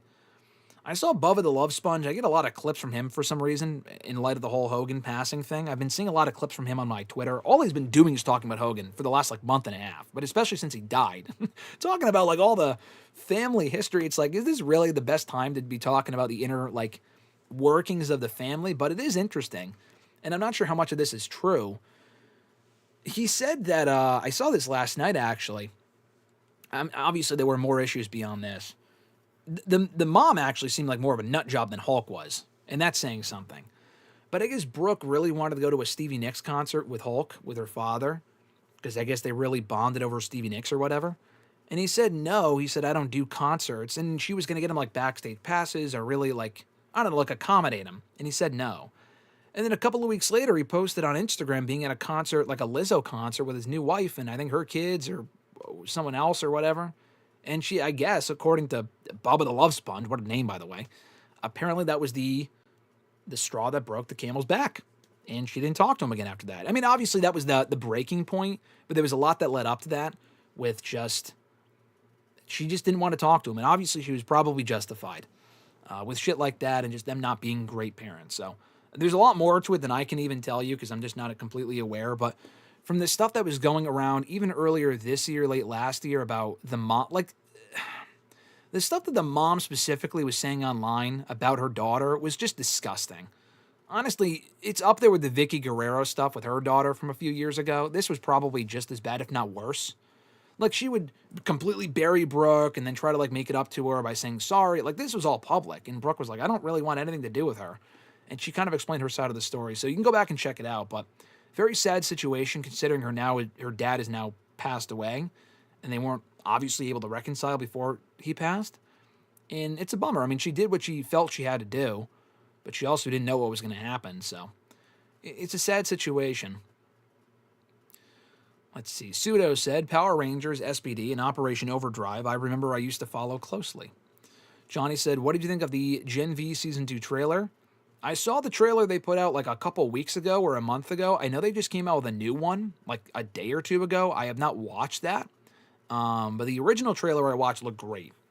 The Boys is one of those shows where the quality to me is not dipped at all. That latest season was fucking insane, and Gen V was also a lot better than I thought it would be. Gen V was a surprisingly great show. I thought it would be bad because it was a spinoff, and it's okay, this is getting out of hand. It's not. It actually added to the lore of The Boys, connects very seamlessly. A really good show. Really, really good show. And I assume Season 2 will also be equally strong. Grunt said, yeah, Power Rangers was my first autistic hyperfixation before wrestling. I've always had a thing for people fake fighting in spandex, it seems. Apparently so. Very cool. Johnny said the Power Rangers versus Fantastic Four would be a great battle. Fernando said I was more of a Voltron guy than a Power Rangers guy. Interesting. Yeah, I'm not. I've heard of Voltron, but never really. I don't know much beyond just hearing about it. I'm much more familiar with the Power Rangers than I am Voltron. Richie said, I might bite the bullet on going to SummerSlam, at least for Saturday, and experience the Superstore stuff at the mall for the rest of it. Something is better than nothing, but we shall see. Yeah, no, I would agree with that. Go to SummerSlam for one day. Check out the Superstore. It is at that mall. That's where they're doing all the meet and greets and shit. I feel like that'd be a good idea. And again, like I said, if you're there, let me know. I might be in the area. Eric said, was Jack in Bullet Club House of Torture? Jack Perry? I think he was, actually. I might be mistaken on that. I don't follow New Japan closely. I'm pretty sure he was in House of Torture when he was in New Japan. Johnny said, thoughts on Bryan's AEW status being a roadblock for Bray to return to WWE, supposedly. It's not. Hate to break it to Bray Bella, but there are plenty of couples, married, dating, doesn't matter, that have no issue with working for WWE or vice versa. That is not a roadblock. She might feel that way, maybe she's heard that, and maybe that's true. I personally do not think so. Why would Bryan's status with AEW, when he doesn't even work on the show consistently currently, be a fucking roadblock for her coming back? And also, that doesn't even make sense. She was... Dude, Bryan Danielson went to AEW in late 2021, okay? She was in the 2022 Royal Rumble. Now, again, that was a one-off and not a run, But she did make a one-off in the Rumble in 20... Was she not in the Rumble in 2022? Am I not mistaken? I'm pretty sure she was in the Rumble that year. And at that point, Daniel Bryan was already in AEW. So that doesn't even make sense. So no, I don't think Bryan's status in the opposing company is why WWE doesn't want her. I just don't think they want her. She's just not that good. Nikki Bella is better. Maybe not like drastically, but she is better than Brie. She's always been more marketable. And she's a bigger star. If you want to do a Bella Twins tag team thing, cool. I don't think they really have that in mind for right now. If they did, or maybe they did, maybe before Liv Morgan got hurt, they were going to do a Bella Twins tag team thing. I don't really care about that personally, but if they want to have them win the tag titles and it means something to them, cool. But Liv Morgan got hurt, and Alexa Bliss and Charlotte kind of took off as a team. You don't need the Bella Twins around right now. Maybe at some point, cool. I think Nikki Bella is far better off on her own, or doing the whole thing with Stephanie Vaquer and teasing something there. Maybe Nikki turns on her at some point. I much rather would see that. I really do not think Bryan's status at AEW, especially considering he's not wrestled for them in over a fucking year, is why Brie Bella's not back in WWE. Eric said, get better, Coach Prime. Yeah, Richie said, it is a real thing. Orlando might see me this fall. Talking about the Wyatt Six. That was from a while ago. I guess I really have missed a lot of chats. Yeah, the Wyatt Six Horror Nights thing is definitely real. That's insane. Fernando said, ladder match and 1-2-3 Kid versus Akushi were pretty good matches. Again, two good matches does not make a good card. Nick said, Alexis, we are going. Fernando said, it is happening at Horror Nights. That's pretty sick. I've never been to a Horror Nights. I've been to Disney during Halloween. I was at Disney for Halloween, not Universal, though. WWE is so back, Richie said. Noob said, Five Nights at Freddy's is overrated. Even in 2025 standards, I like the Wyatt Six. Don't say that to Alexis. She loves it. And the movie was good. I thought the movie was really good. You know, for what it was. And I think the sequel might be better. I saw the trailer for that. We watched that a couple days ago. Pseudo said you can wear that TLC shirt beneath whatever you're going to wear at SummerSlam and then reveal it and enjoy the TLC match in it. Oh, yeah, you're right. I'm not going to do that. I have plenty of other SummerSlam shirts I can wear, but that is a good idea. I can wear that shirt now, not only, on St. Patrick's Day for the Celtics, sorry. I also wore it to the one Celtics game I went to last year. I can wear it for the TLC matches. That is true. Fernando said, were you or anyone in the chat a DBZ fan as a kid? I was not. I was not a Dragon Ball Z fan. I was not a Yu-Gi-Oh fan. I did like Pokemon, though. I did follow the show. I collected the cards. I think Dragon Ball Z is not even in the same realm as Pokemon, so I'm not even really sure why I said that, but no. I may have been. I've definitely seen episodes of the show, but I did not follow it consistently. Johnny said, social media made people worry too much about strangers they don't know. Yeah, indeed. People are just obsessed. Daniel, what's going on, brother? They said, Daniel, great to see you in the chat. Hope you're doing well. Grunt said, yeah, they were probably really giving it to Tony Schiavone on X for not giving him a proper tribute. This was before the segment on Collision. Again, who cares? I mean, Tony said what he did about him being someone that he worked with, not a close friend, but a friend, whatever. Who gives a shit? You know what I mean? They didn't even have to do the thing on Collision. Like, people were complaining AEW didn't say anything about it. Who cares? Like, would it have been nice for them to say something? Sure. And they did. Because he meant a lot to the industry. He meant nothing to AEW. Obviously, he never worked for them, never appeared for them. Why would they give a shit? Would AEW be around had it not been for Hulk Hogan? We have no idea. But, they had him say, AEW did address it. They had Tony Schiavone say something, which made sense because he worked with Hogan very closely in WCW. And that was it. It was exactly what it needed to be. And people will still find a reason to be upset about something. I don't know, man. Richie said, 24-hour WrestleRant stream? Oof. Don't give me ideas. Johnny said, Cena should have been a 20-time champion by now. I think we can cap it off at 17. Grunt said, seeing Punk and Bryan team up on pay-per-view was cool to see for sure. Yeah, that was a good match with the Wyatt family. Fernando said, Cena cannot go from 17-time world champion to an IC champion. That would be absurd. Yeah, let's give him a break from the championships for a while. I don't think he needs to hold another championship for the rest of his career for the next 5 months. Johnny said Hogan would have beaten Cena. He probably would have, to be honest with you. The last 2 matches he had in WWE that were 2 major matches were at SummerSlam, actually, against Shawn Michaels and Orton, respectively, and he beat them both. Should he have won those matches? Absolutely fucking not. But he did anyway. Especially the Orton match. Give me a break. But he won anyway. Just completely stupid. Fernando said Cena versus Stone Cold would have been a better match that year than Cena versus Hogan. Let me see. Cena versus Stone Cold would have been a better match that year than Cena and Hogan. Yeah, oh yeah, definitely. In 2009, definitely. Johnny said it was Shawn Michaels versus Mankind from 1996 Mind Games that ended in a DQ. Yep, that's the match I'm thinking of. Pseudo said the same thing. Yeah, Shawn Michaels and Mankind in Your House 96 was a really good match that ended in a DQ. That might have been what you were talking about. Yes, it was. Emmanuel, what's going on, brother? Thanks for joining. Thank you for the question. I have not answered it yet, but I will get to those questions later on. He said hello. Hello to you as well. Richie said, is AJ Styles versus Shane McMahon one of, if not the best WrestleMania openers of all time? Graham and chat, what are your thoughts? Best Mania opener? No. It's got to be Brett and Owen. Brett and Owen for Mania 10, to me, is the best Mania opener. I would put that one over. I mean, I don't think AJ and Shane is, I don't even think it's in the top 3. I think Brett and Owen is better. I think Bryan and Triple H is better for Mania 30. I think even the triple threat for Mania 34 might be better with Rollins, Miz, and Balor. AJ and Shane is great, though. It was a much better match than people were expecting because Shane was involved, and that match with Taker the year prior was not great.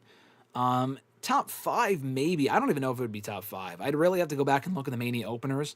I think Ray and Eddie from 21, that was the opener for that show, right? Was probably better. I'm not sure Styles and Shane even cracks top 5, but it was a very good opener, though. Definitely not the best, I'll tell you that much. Johnny said someone needs to have a 2 or 3 year reign with the United States Championship.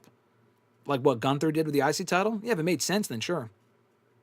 Richie said the best U.S. champion of all time is Dean Ambrose. He rarely lost. Yeah, he held the belt for a year. He lost a lot, actually. He lost a lot during that period. He just didn't lose title matches because the belt was never defended. Eric said best team of the decade we are forgetting is the Usos. Best team of the decade? Maybe. I would still put FTR over the Usos. But the Usos are in that conversation. It's FTR, Bucks, and Usos. I don't know if it's in that order, but they would be up there for sure. Grunt said, well, there's a U.S. champion I can think of that's up there, but people don't talk about him these days for obvious reasons. I know exactly who you're talking about, a certain Rabid Wolverine. He was also a good U.S. champion back at the time as well. Fernando said, have you ever been to a Comic-Con? Yes, I've been to New York Comic-Con a lot. That was something I always wanted to go to for many years. Never did, never could. Finally was able to go for the first time in 2021. I've been to every one since then. I will very likely, hopefully, be at the one coming up. Not guaranteed. I would like to go. But yes, I've been to New York Comic-Con 4 times. I've been to Boston Comic-Con twice. I went in 2018 and last year. I don't know if I've been otherwise. Yeah, I think it was last year and then 2018. I don't know if I went another time. And then I've been to Rhode Island Comic-Con a bunch. I've been to Rhode Island Comic-Con in 2017, 2018. Did not go in 2019. 2020 was canceled. And then I've been every year since 2021. So yeah, I've been to a lot of cons, and I've been to other cons as well. But the main 3 cons here in the Northeast, Rhode Island, Boston, and New York, I've been to several times. As well as WrestleCon and stuff like that. Pseudo says, Graham, I wasn't a part of the channel during the Hangman Swerve feud, so I would love to get your opinion on it, especially the bloodbath, sadistic magnum opus at All Out. Did they go too far? At All Out last year? The unsanctioned steel cage match? Did they go too far? Yes, but it didn't bother me, though. I said that at the time. I thought the match was awesome. It's not my cup of tea. I cannot stress that enough. I don't love that sort of stuff, like the fucking needle stuff. I thought that was just gross. The drinking of the blood the year prior at Full Gear was gross. But the feud itself was amazing. It is the best feud in AEW history. For a while, to me, it was right below Punk and MJF. With everything they've done in the last 2 years, including at All In a few weeks ago, to me, that story has surpassed Punk and MJF by a pretty wide margin, which is still a great feud. But no, Swerve and Hangman was awesome. They do go too far, but listen, at this point, I'm almost numb to it because it's AEW. They do this sort of shit so often. That's probably why I'm numb to it, because they do it so often it doesn't mean anything. But I thought that match was great. Hangman winning was great. I could do without some of the shit they do, but to the level of hatred that they had for each other in that situation, honestly, it made sense. It wasn't like a random Dynamite match. It was a feud that made sense to do something like that, even if I wasn't a big fan of it personally. Johnny said, would you pay tickets to see the Indiana Fever play in Connecticut? No, because I don't even know who Indiana Fever is. I assume that's a basketball team or something. The answer is no. Fernando said, what are your top 5 best TLC matches? I mean, that's a tough question. I don't know. I don't know. Obviously, the originals. I mean, my favorite is the one that happened on the SmackDown After Mania this year. I love the TLC match that we got on the SmackDown After Mania this year. That might be my personal favorite. I also love Punk and Hardy from SummerSlam 2009. I don't know if those are even the top 5 ever. I mean, how can you not put the first original TLC matches in the top 5? That being, I mean, do you include Mania 2000? I know it's not technically a TLC match, so maybe not. I would personally, because it kind of was a TLC match, but it wasn't labeled as one. But that, SummerSlam 2000, Mania 17 might be the best of all time. That might be number 1. Trying to think of what else. What are some of the other ones? Other great TLC matches. Cena and Edge, I think, would also be up there from Unforgiven 06. That's an amazing TLC match. I'm only including WWE here. I know TNA has done them, and they've called them Full Metal Mayhem. They've had some great ones over there. I'm talking WWE. Those, I love the one this year, like I said.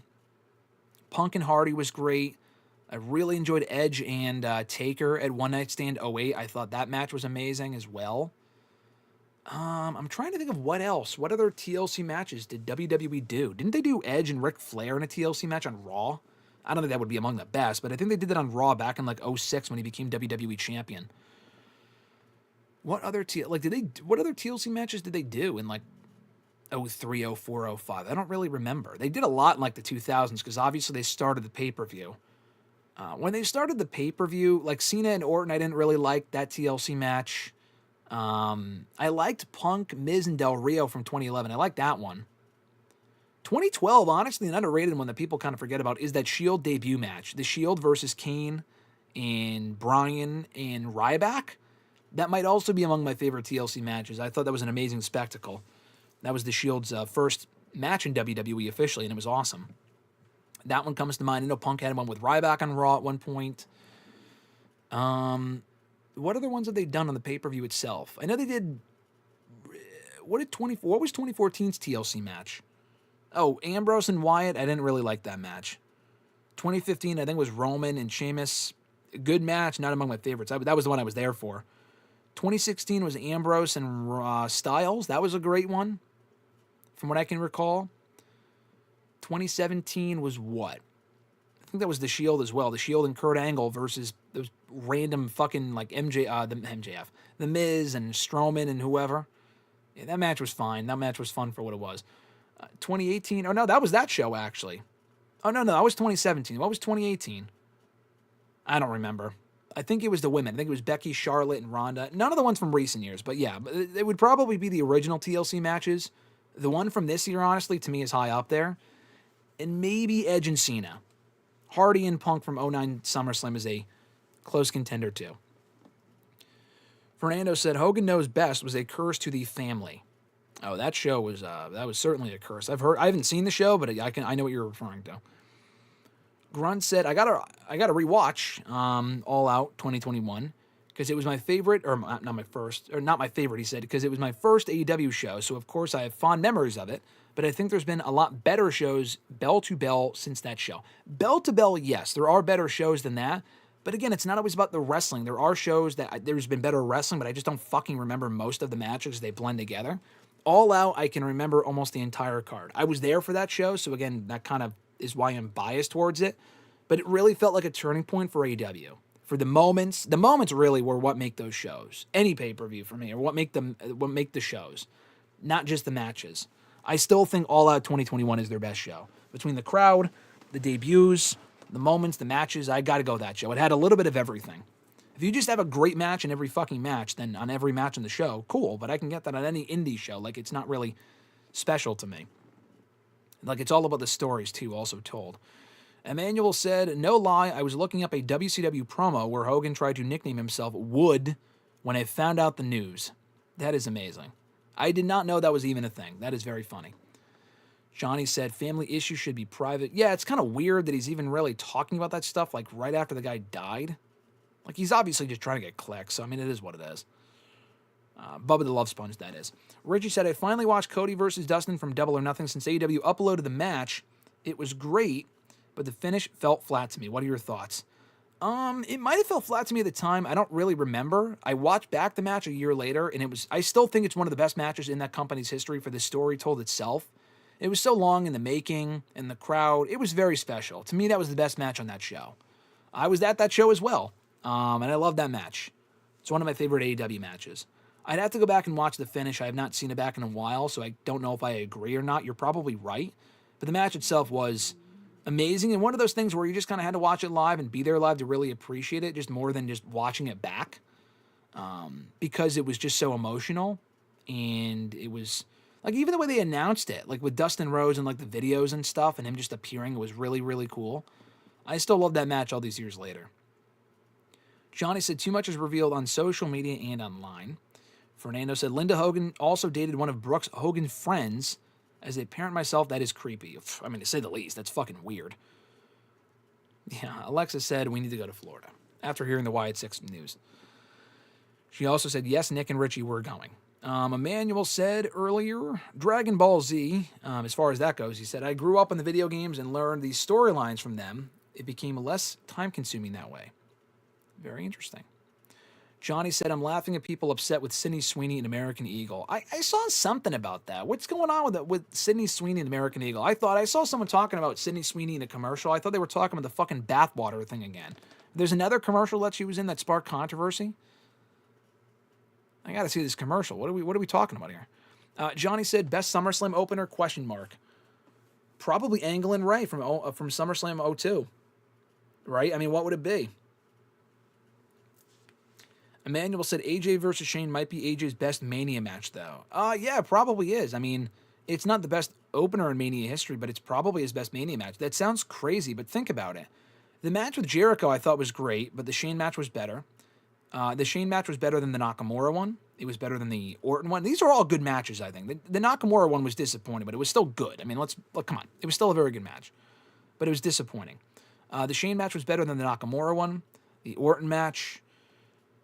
What did he do at Mania? Oh, I mean, the Taker match I'll get back to, but it was better than the tag match at 37. 38 he faced Edge. The Shane match was better than that. 39 he did not wrestle at. And then last year he faced Knight, which was very good. And this year he wrestled Logan Paul. Yeah, I think the Shane match is better than all of them. The only one I would disagree with, I think the Taker match might be better. It's the main event. It was special. It was Taker's last. As a match, yes, the Shane match is better, but I feel like there is an argument to be made with the Boneyard match. That match was awesome. For what it was and what it was supposed to be, I think it was just as good, if not better, but there is a case to be made there, I think. Richie said, I think what makes it such an underrated match is that no one expected Shane to show out like he did. I completely agree. He said, I completely forgot about the Mania 34 opener, Ray versus Eddie and Bryan versus Triple H. I'm going to log off. No. I mean, it's not that the match that you said was bad. There's just so many Manias that it's hard to remember how many great openers there have been in the last 40 years, but they're all great. Johnny said, the next time you go to New York Comic-Con, you have to admit New York pizza is better than Connecticut pizza. It might be. I've had New York pizza, not often, but enough. I still prefer Connecticut pizza, New Haven pizza specifically. I think Connecticut pizza is better. It's just me. I've had them both. Maybe I'm just not going to the right places. Johnny said AEW has had the best female hardcore matches this decade. I mean, WWE hasn't had a whole lot of them, so you're probably right on that. Their women's street fights specifically have been very good. Indiana Fever is the team that Caitlin Clark plays for. Oh, okay. Still don't know that I'd buy tickets for it, but that is interesting. I know who Caitlin Clark is, of course. Johnny said, do you have a favorite Black Sabbath album and song? No, I don't. I mean, I'm just not into that sort of scene as far as music is concerned for them, for Black Sabbath. I mean, did they not do the War Pig song, like the masses, da-dun? I mean, there's probably plenty of Black Sabbath songs I can, if I remember, like if I Googled it, I could probably tell you. Off the top of my head, I don't have any, aside from the War Game song that they use every year. That's not an Ozzy song. I think that's a Black Sabbath song specifically. So if it is, then the answer is that one. Richie said, Team Hell No and that other guy versus the Shield TLC match at TLC. Yeah, so he probably said that before I mentioned it. But yes, the TLC match at TLC 2012 was great. I would put that on my list. Johnny said for best TLC matches, Edge and Taker, Styles, Dean, Team Hell No, and Ryback versus The Shield. I agree with them all. Rob Van Dam versus Jeff Hardy should have been a TLC match instead of a ladder match. Yeah, that was SummerSlam, 2001? It is kind of odd that it wasn't a TLC match, but just a ladder match. Still a great match, though. Richie said, Ryback, a.k.a. the thumb-looking odd dude from Spy Kids. That's funny. Richie also said, WLC. Yeah, you know what, honestly, I don't know if I'd put it in top 5, but the WLC match was a lot better than it had any right to be. Between El Torito and Hornswoggle from the Extreme Rules 2014 pre-show, that might be up there as well. Richie agrees Connecticut pizza. Oh, actually, Richie does not agree. Richie says Connecticut pizza does not hold a candle to New York pizza. Yeah, I don't know. Maybe I'm not eating at the right places in New York for New York pizza. I still prefer Connecticut pizza, but that's just me. Maria said, better Hogan entrance, Real American or the Jimi Hendrix entrance? Real American. I think the Jimi Hendrix one is great. I thought you were going to say the NWO, like the NWO theme song. That is difficult. I'd still go Real American. Listening to that song back in the last few days since he passed, like, it really resonates with me. I'm not just saying this because he died. I think Real American might be the greatest wrestling entrance theme of all time. I mean, I don't care what you think of Hogan himself. I think the song and his character that complements it, I think it's the greatest wrestling theme song of all time. There are cases to be made about, like, Stone Cold's, Glass Shatter, Cult of Personality, whatever, The Rock, Taker. I'm going to go Real American. I think it's the greatest wrestling entrance song of all time. I could still listen to it and get pumped up. But the Jimi Hendrix song was great, though. Eric said, Brie was in SummerSlam 2022 Royal Rumble. They eliminated the Riot Squad, Liv, and Sarah Logan. Yeah, exactly. So, like, Bryan was in AEW at that point. But she was in the fucking Rumble that year. I mean, come on. I just think the idea that, they don't want me back because my husband works for AEW is just such a dumb thing to say because it's probably not true. Pseudo said, anyone watched Unreal yet? I'm 3 episodes in, and I'm liking it. I have not. I will watch it probably, like I said, either later today or tomorrow. I hope to watch most of it, if not all of it, before I leave on Thursday. I also want to talk about it on Thursday with Mr. Marceau, if you've seen it by that point, on WrestleRant Radio. So, I have not seen any of it. I'm trying to avoid spoilers. I mean, it's whatever. Whatever that even means for that show. But no, I have not seen any of it yet. I've seen a lot of people talking about it on Twitter, though. Johnny said, after Shawn Michaels versus Taker and Foley versus Taker, what other Hell in a Cell matches are in your top 5? Good question. I mean, those are the top 2. What else are in the top 5? I still think one of my favorite Hell in a Cell matches is still Triple H versus Batista. For a long time, it was Triple H and Shawn Michaels from Bad Blood 04. But the more I've watched it back, it's just kind of a boring match. It's very, very, very, very long. So I don't know if that would even crack my top 5. I still say Triple H and Batista is top 5. That is a fucking awesome match. I might go that one. I honestly might go Cody Rhodes and Seth Rollins in 2022 Hell in a Cell. Like, with Cody being legitimately hurt and still working that match, and the story they told there was incredible. I might have to go that to fill up my. I might have to go with that to fill up my top 5. So that, Batista and Triple H from Vengeance 05. I love the end of an era match. I don't know if I'd go that for top 5 Hell in a Cell matches. It's not like they got blood or anything like that. Honestly, might be Brock and Taker from No Mercy 02. The sequel at Hell in a Cell 2015 was also actually great, but the first one was awesome. I would not go Armageddon Hell in a Cell. A very good match, but kind of a mess. No other matches from the 90s, like not the ones they did on Raw. Maybe, probably Mick Foley or Mankind, Cactus Jack, whatever, versus Triple H and No Way Out 2000. I probably would go that one. That really helped elevate Triple H as well. Trying to think of other ones. Taker and Batista was really good. The ones from the last 15 years, none of them really stand out. I mean, there are some good ones. Like I said, Triple H and Taker, I wouldn't put that in the top 5. But that was a great match. Cody and Rollins, I would put in the top 5 from 2022. Not Edge and Balor. I would not put that in my top 5. What else? I liked Edge and Rollins a lot. I thought Edge and Rollins was excellent. These are all from the last 5 years. From when the pay-per-view was around, honestly, aside from Cody and Rollins, I don't know what other ones I would include. I don't know what other ones I would include. Punk and McIntyre. I was going to say, haven't we gotten one recently? Punk and McIntyre was also great. Don't know if I'd go top 5, but it's up there. So I would probably go the 2 that you mentioned. I would go Triple H and Cactus Jack, Triple H and Batista, and then Cody and Rollins. Those might be my top 5. Eric said, this year, Rhea versus Io versus Bianca was better. For which women's match? Like, what are we talking about? That match was great, though. Oh, for openers. Oh, yeah, Mania openers? Yes. I would even put Io, Rhea, and Bianca as one of the best Mania openers ever. I forgot about that. How could I forget? Even that was better than AJ and Shane. I agree. Johnny said NWO entrance or DX entrance? NWO entrance all day. I like DX. It doesn't even come close. NWO to me was much cooler.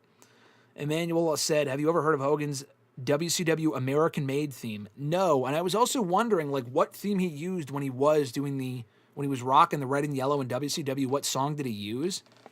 I'm going to have to go back and check it out. Johnny said, totally disagree with real American fans. Can't even sing along to that song. First of all, you can. Second of all, people don't because it's just not this. I mean, you can't sing along to Stone Cold either. Does that mean that just because you can't sing? I mean, I assume you're kidding. I would hope you're kidding. You can't sing along to the Rock song or Stone Cold. Does that not make it one of the greatest of all time? Come on. Pseudo said Vladimir Kozlov and Andre the Giant entrance themes are a good shout out. Yeah, the lack of I agree. Especially when R-Truth turned heel initially in 2011, he had no theme. You can include that too. Maria said, should Charlotte and Alexa Bliss win the women's tag titles? Yes, they should. And I think they will this weekend. Pseudo said, watched your Hulk Hogan return reaction from 2014. It was genuinely a wholesome reaction. I was very excited when Hogan came back in 2014. Obviously, that was pre the Gawker tapes, so I feel a bit of a different way about Hogan. But still, listen, at the end of the day, especially Hogan the character, I am still a fan. I still have my Hogan shirts. I did not grow up in the Hogan era, but Hogan was the first favorite wrestler that I had before I even started watching wrestling. I loved everything that Hogan was doing in the early 2000s, like Three Ninjas and Mega Mountain High Noon or whatever, High Noon and Mega Mountain. That movie sucked, but I loved his involvement in it, among like Muppets from Space and shit like that. I liked Hulk Hogan. It's unfortunate that as a person, he was very complicated and seemingly a racist. He even called himself a racist in that tape. But yes, I was very excited when he came back in 2014. I did not love his TNA work. I'll get to that. Someone asked me about that. I did not love his TNA work. But I was very excited because that was the first time I had seen Hogan in WWE since I first started watching WWE in 2008. When I first started watching in 2008, Hogan just had his final appearance, actually in Connecticut, in 2007.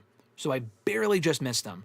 And then I saw his entire TNA run, and then he came back to WWE in 2014. So I was very happy to hear that music again in a WWE arena. And for those that missed it, it's in short form here on the channel. I put it up on Sunday, I think. So you can go back and check that out if you're curious. The funny thing about that video is I had that video. It's actually a 7-minute video. I don't have the full thing anymore. I don't think it's on one of my old laptops. But it was a 7-minute long video of me reacting to Hogan being back. The entire segment, I think, not just him coming out to the entrance. And I only posted like 45, 30 seconds of it on my Facebook page a year later. I forgot to post the whole thing. I thought it was here on the channel. I never posted the whole thing. The quality is awful because it's on my laptop from 2014, which had terrible camera quality, of course. But yeah, and I just never posted it for whatever reason. So in light of the Hogan passing, I'm like, you know what? I might as well. I knew I took that video. I don't think I ever posted it. Let me post it. And I posted it the other day. Johnny said Edge versus Taker, Punk and Drew. Yeah, 2 great Hell in the Cell matches. Becky and Sasha, Pseudo says. I agree with that one. That's a great match too. Johnny said Hell in the Cell, Sasha versus Bayley or Sasha versus Becky. Sasha and Bayley is a great match. It kind of suffered from no fans though. Sasha and Becky the year prior, even at that awful Hell in the Cell show, I think it's the edge because it had fans. If Sasha and Bayley had fans and wasn't rushed because they turned on each other like a month prior and they rushed right into a cell match, which was kind of crazy, might have been slightly better. Still a great match, but I'd probably go Sasha and Becky from 2019. Grunt said, oh yeah, I keep forgetting to mention that I watched Canadian Stampede for the first time on Canada today. I am shocked you had never seen that show before, especially as a Canadian, Grunt. But he said, thought it was a solid show that I feel like the crowd did most of the heavy lifting. It did. I mean, the crowd is amazing. I still think that overall show is great, and not just for the main event. The crowd has a lot to do with it, but I still think it's one of the best pay-per-views they've ever done, and that's coming from someone who does not like the Attitude Era. I really do not care that much about the Attitude Era. I did not live through it, so that's why I'm saying that. it's not my cup of tea. For the same reason why I like the hardcore matches in AEW aren't really my thing. But Canadian Stampede was a simple 4-match show, like a 2-hour show, with a very good star-studded main event. The crowd had a lot to do with it. But you can also say the same thing with Money in the Bank 2011. Had it not been for that crowd, maybe that show would not be remembered as fondly as it was. I can actually probably guarantee it would not be remembered as fondly as it was, had it not been for that crowd. But still a very good show. Maria said, who sang the Real American Song? Like Pseudo said, it was Rick Derringer. Very eerily, he actually just passed away as well, like a month or two ago. He just passed away himself, like just recently. And then Hogan died as well last week, which is kind of crazy. They were so close next to each other. Grunt said, for me, the leaked jail audio talking about Nick's friend after the crash was even worse than the sex tape. That is pretty bad. The thing about that, I was not even aware of that until the Gawker stuff happened. For whatever reason, I don't know, because I guess it didn't really stain his legacy. People knew about that, right? I mean, that came out in like 08, 09, 07. I don't know when it came out, but it was also bad. I mean, they're both pretty bad. I'm not going to sit here and tell you which was worse. But for those that haven't heard it or don't know what he said, go back and check it out. It's pretty bad. So I can understand why you would think it was worse, though, because it honestly might be. Johnny said Adam Cole's entrance or Triple H's entrance. Entrance? I mean, obviously Triple H's. I mean, I love Adam Cole and his entrance in every company he's been in, but Triple H's entrance is iconic, so you got to go Triple H. Emmanuel said, I think Hulk Hogan is/was one of the funniest people ever, regardless of right or wrong reasons. I think you're right. I said that in a tweet, I think, and I definitely said that on the stream. That man was so usually unintentionally funny. His tweets are fucking iconic. I mean, a lot of the tweets that he sent out unintentionally, like I said, were just so fucking funny. And some of the things he said and some of the things he did, obviously a lot of disgusting stuff too, but like, he is just, he was like Vince McMahon called him a treasure. I think he might be a treasure for a different reason than what he intended. Let's put it that way. Johnny asks, Final Countdown or Cult of Personality? For me, Cult of Personality every day of the week, but I think Final Countdown is also a great song, great entrance. I have always been partial to Cult of Personality. I also think it's a better song. Pseudo said, are you excited for the Hangman mixed match on Dynamite this week? Oh, Mox match. I was going to say, is he having like a fucking mixed tag team match or something? Am I excited for it? No. I kind of want the feud to be over. If this is it and they can move on from it, great. If Moxley wins, someone get me a gun so I can never be seen from again. And I don't want to say, anything too bad here that could get me flagged by YouTube, but I think you know where I was going with that. It would not be used on anyone else but myself, though, just to be clear. But I kid. No, I'm not excited for it, but I am looking forward to it. But it's nice attraction for Dynamite. They're not even waiting for Forbidden Door, which is cool. So I like that. Brock Lesnar, first run or second run, Johnny asked. Honestly, probably second run. I mean, this second run has given us... It hasn't always been great. The first one was only 2 years. The first one was great. You got the matches with Kurt Angle and with Taker. But in the second run, you got the first match back with John Cena, which was awesome. The Triple H feud I could have done without. That lasted a lot longer than it needed to. The CM Punk feud was amazing. He broke the streak. The match itself sucked, but he broke the streak, which was huge. Held the belt a ton of times.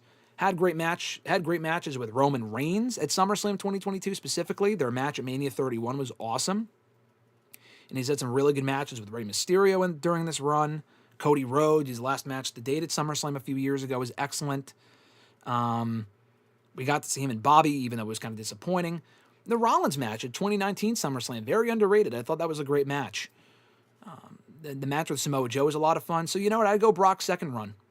I know there's been a lot of down points too to that second run, but I think it's overall better than the first just because it's lasted longer and had some better matches and moments. Even the matches with Taker, not the first one in 2014, but the 2015 matches I thought were great. Pseudo said, I have a strange connection to the Final Countdown because it was adapted into a famous romantic song here in India, and growing up I thought it was an original composition. He's going to continue in a second. But Eric said, and the new AEW World Champion, Jon Moxley. Eric, do not do me like that. Don't do me like that. To continue Pseudo's comment, he said, so when I heard that chorus and tune when Bryan was making his way to the ring, I was like, what?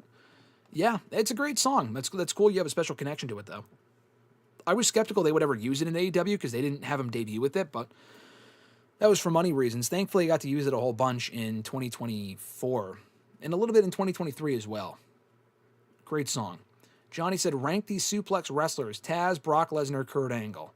I'd go Kurt, Brock, Taz. Taz was great, but I haven't seen enough of his work to really rate him, to be honest with you, and I just feel like Brock was probably better. So I'd go Kurt, Brock, Taz. And I'll answer this last question before we get to the scheduled questions. Johnny said, rolling or let the bodies hit the floor? I know let the bodies hit the floor. You're talking about Rolling, the Taker song that he used as American Badass? I'd go Rolling, honestly. Rolling, rolling, rolling, rolling, what? I'd go that song personally. Let the bodies hit the floor. Let the bodies hit the floor, rather, is a classic. But I would go with the former. All right. We are an hour and 48 minutes in. A lot of great questions, a lot of great activity in the chat. First of all, thank you so much, guys, for joining. We are not ending. I have not even gotten to the scheduled questions. That's what we're going to do here, right now. I don't know if I'll go through like half of them and then go back to the chat, or just do all of them and then finish off with the chat. Not sure yet.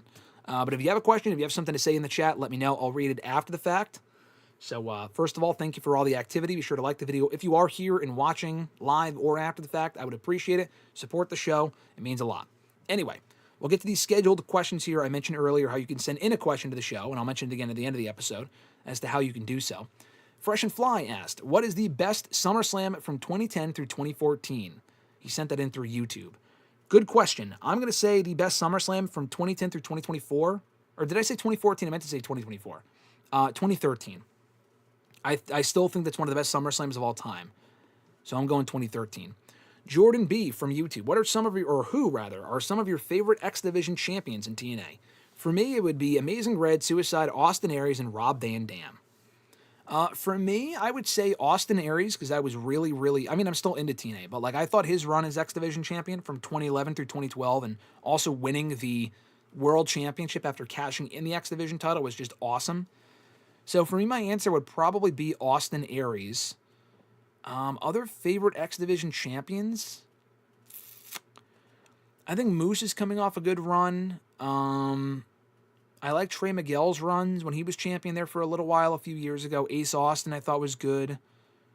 I don't really know if I have other favorite X Division champions. Rob Van Dam wasn't among my favorites. Suicide, no. Amazing Red, I wasn't really watching at that point. 2013, that belt got passed around a lot. Maybe Chris Sabin. Chris Sabin's had a lot of great runs with that championship, so I'd probably go him. Chris Sabin and Austin Aries would probably be my top two. I'm trying to think of other great X Division champions from like the 2016, 2015, 2014 era, and honestly, no one really comes to mind because that belt got passed around so much. So I'd probably go, again, Aries and Sabin, honestly, is my top two. Emmanuel A., who was here earlier in the chat, his first question from YouTube said, do you remember the WWE TNA Monday Night Wars? Personally, I only have the vaguest memory of Impact being on Mondays in 2010. I've always been on and off with TNA, and I don't think I even knew the war, as he said, was the thing until a year later. I started seeing retrospectives on it recently, and I actually did not know that it only really lasted for 9 weeks between March and May, with the January 4th Impact being a trial special. So yeah, the Monday Night War period for TNA and WWE, not WWE and WCW, was an interesting one. I've always I say that I've consistently watched TNA since 2008. That's actually not entirely true. And I think I said this recently, but I kind of fell out of TNA in the summer of 2009. Even early on in 2009, I was watching it weekly, but I wasn't really dedicated to it. I was only just kind of watching it to watch it. In 2009, I moved, and at that point, we didn't really have DVR to where we moved at that point, so I couldn't really watch the show unless I watched it online. I would watch live when I could, but I really wasn't following the product. And that included the Monday Night War period. I remember it because I tried to flip back and forth between the two shows. I remember watching when Jeff Hardy was on Raw, or was on Impact. I thought that was really, really cool. And I thought that was a great moment when he showed up. I was like, what the fuck, Jeff Hardy's here. But I did not watch week to week. And then I remember when they moved to Mondays that March, and I thought that was a really dumb idea to air opposite of Raw just because of one good rating they had in January. And I didn't watch the shows at that point. I didn't really cover them, or not cover them, but I wasn't covering them either. But at that point, I was just in high school, like a freshman. I did not watch the shows. I didn't really care about the shows. I wasn't hearing good things about the shows. And I didn't really watch it at all. I just remember when they left Mondays, and I kind of laughed. I'm like, yeah, that was short-lived. That was kind of a waste of time. So yeah, that was kind of my exposure to the Monday Night Wars in 2010. It was a complete failure. It wasn't really much of a war at all. TNA tried to bring in all these new people. And when I say new people, I mean like ex-WWE cast-offs, and a lot of them did not work. And that was really it. I did not really get back into TNA until we moved again to where we did have DVR. At that point, till I got DVR back in like late 2010. I think I started watching again in like maybe the summer, fall of 2010, right going into Bound for Glory when Immortal happened. That infamous period in TNA's history. I started watching again around that point, and I kind of got hooked again because I really liked heel Jeff Hardy. And that was short-lived, unfortunately, but I really liked heel Jeff Hardy. So that was my exposure to the Monday Night Wars and how big of a failure it was during that period. Emmanuel's second question, do you think Sheamus had a good year in 2010? Like on paper, WWE did a lot with him, and his push lasted longer than Jack Swagger or Drew McIntyre that year. But it just never seemed like he was over as a main event heel. Whether you want to blame it on WWE's booking or Sheamus himself. Do you think he really got passed as a new top star, or was he just one of the luckier WWE projects WWE had in the long term? Yeah, I don't think he had a great 2010. I think he kind of got lucky. Sheamus, I mean, to say it's entirely luck is not true. Sheamus was very talented. Was and is very talented. I thought it was cool they kind of fast-tracked him to Raw, and he won the WWE title immediately. The aftermath sucked. He won the belt. He lost the belt within 2 months. He was booked as a shitty champion. All of his matches typically ended in DQ. He lost to Triple H at WrestleMania, which was kind of a disappointing outcome. He did beat Triple H at Extreme Rules, which was cool, kind of retired him for a little while. But then, what did they do to follow up on it? Nothing. I mean, he won the title back that summer, but again, he was booked as a cheap champion. He only really ever retained from help with the Nexus, or he won or lost by DQ, which was cheap. So that his second run was booked just as badly as his first run. Then he lost the title, and he won King of the Ring, and then he fucking lost his King of the Ring too. So yeah, he had a good 2010, but I don't think he was he had a good 2010, a decent 2010, but he was booked pretty bad. To the point where in 2011, it wasn't until he turned face that he really turned things around. He kind of felt like more like a mid-carder. And when he turned babyface, that was where he got lucky and really got over. Like, he organically got over. I did not like his character as a babyface. I thought it was boring, but it was fresh. He got over, and people really got behind him, and that was how he won the World Heavyweight Championship in 2012, and had a lot of great matches, too, during that time period. So, yeah, I don't think he had a great 2010. I don't really think their efforts to elevate him to that level really worked as a heel in 2010. I feel like what really cemented his success in WWE and why he's still here today is when they turned him babyface in 2011. Had it not been for that turn, I'm not sure he would have been here in the long term. His third question, another 2010 question, he said, do you think Kane had a good run as World Heavyweight Champion? It feels like another case where WWE did a lot on paper that year, yet it didn't feel like a definitive elevation. Do you have any strong feelings on 2010 Kane? I like 2010 Kane. I am very biased in that respect because I was always a Kane fan, and I was very happy when he won the World Heavyweight Championship. I thought he had a decent run. I think a lot of people just thought the run was boring, which is fine, because that was around the time they revealed when he attacked Taker, and they did that whole feud, and those matches really weren't great. I liked their Night of Champions match. Their Hell in a Cell match was not good, and the Buried Alive match also was not great. So they kind of had a series of matches that were kind of boring. Taker lost to him 3 times, which was huge, and I think Taker was eventually going to beat him, but he had to undergo surgery or something and take time off. So they changed the outcome of the last match to where Kane retained, and then he lost the belt to Edge like a month or 2 later. So he was champion for a while. He was like the focal point of SmackDown, but I just think it was too little, too late. I feel like to give him that dominant of a run really should have happened honestly 10 years earlier. It was just way too late at that point. Edge was more over as a babyface. Del Rio, they were pushing at that point. He was getting more interesting back then. Rey Mysterio was still very popular at that point. Jack Swagger did not work. They tried to push Jack Swagger in that role, and Kane was much better in that role than fucking Jack Swagger was. But yeah, 2010 Kane, I liked it. I liked the Taker feud overall, but in retrospect, it was kind of boring to a lot of people, which is fine.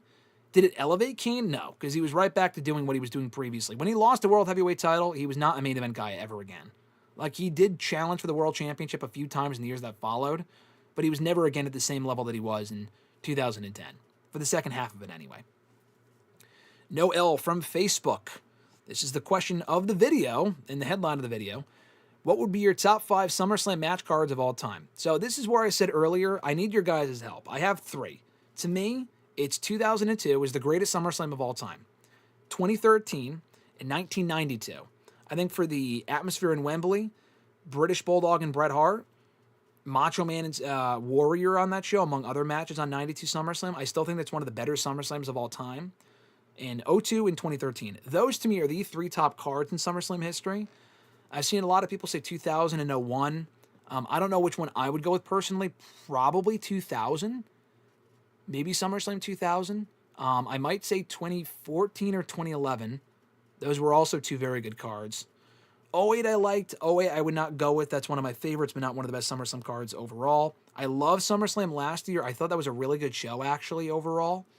I don't know if I would put that on the same level as these other ones and call it one of the top 5 best cards ever, but it's an option. I would not say 94. I would not say 2000 or 1995 either. 94 had Bret and Owen again, which was great.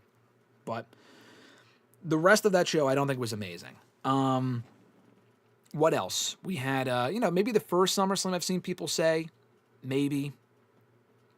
98, possibly, that had Stone Cold and Taker in the main event, which was a very good main event for the title. Yeah, I don't know. There's a lot of great SummerSlams. I've seen people say 05 as well, that had Shawn and Hulk Hogan, Batista JBL, I believe.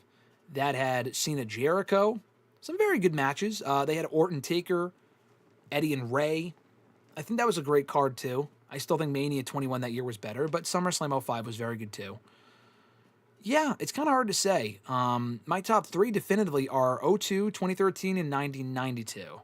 But I throw it to you guys. What else would you include? Probably SummerSlam 2000. 2014 had a really, really good card overall, so I might go 2014, honestly. 2010, no. 08, no. 09, no. 07, 06, 05. 05, maybe. 04, 20, or 2003, potentially.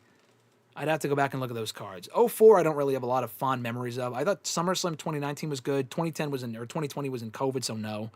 2021 through 2023, I thought were good shows, but not like great shows, so I wouldn't go with those. Yeah, it's tough to say. I would still go 02, 2013, 1992. I might say SummerSlam 2000 and SummerSlam 2011 as well. But that's tough to say. I don't know. Those might be my top 5. I'm not set in stone with those. For those still watching, let me know. Top 5 SummerSlam cards, in addition to the ones that I said. How would you fill up my top 5? Noel also asked, do you see Seth cashing in at SummerSlam night 1 or night 2? Honestly, I do. I don't think it would be night 2 on the Cody Cena match. I just don't think that happens. It could. They could swerve us and do it. I don't think that happens. I think that messes up a lot of their plans as far as you'd have to move Rollins and all of his crew to SmackDown. I don't think that happens. It would probably have to be where he beats Punk for the title because he hates Punk. And is Punk just lose to Gunther and that's it? I don't think so. So you know what? I'm going to say yes. I do think Rollins cashes in this weekend. Night 1, takes the world title from CM Punk upon winning it. Or he enters himself in the match like Naomi did, and they do the exact same ending that they did at Evolution, and he wins the World Heavyweight Championship that way. All right, let me go back to the chat real quick, read out the chat. There are any chats, and then I will go finish these scheduled questions, because the next one is kind of it's a pretty wordy question from Christopher L. A very good question, but I will read off the chat real quick before we go back to the questions. Maria said, did you enjoy Raw last night?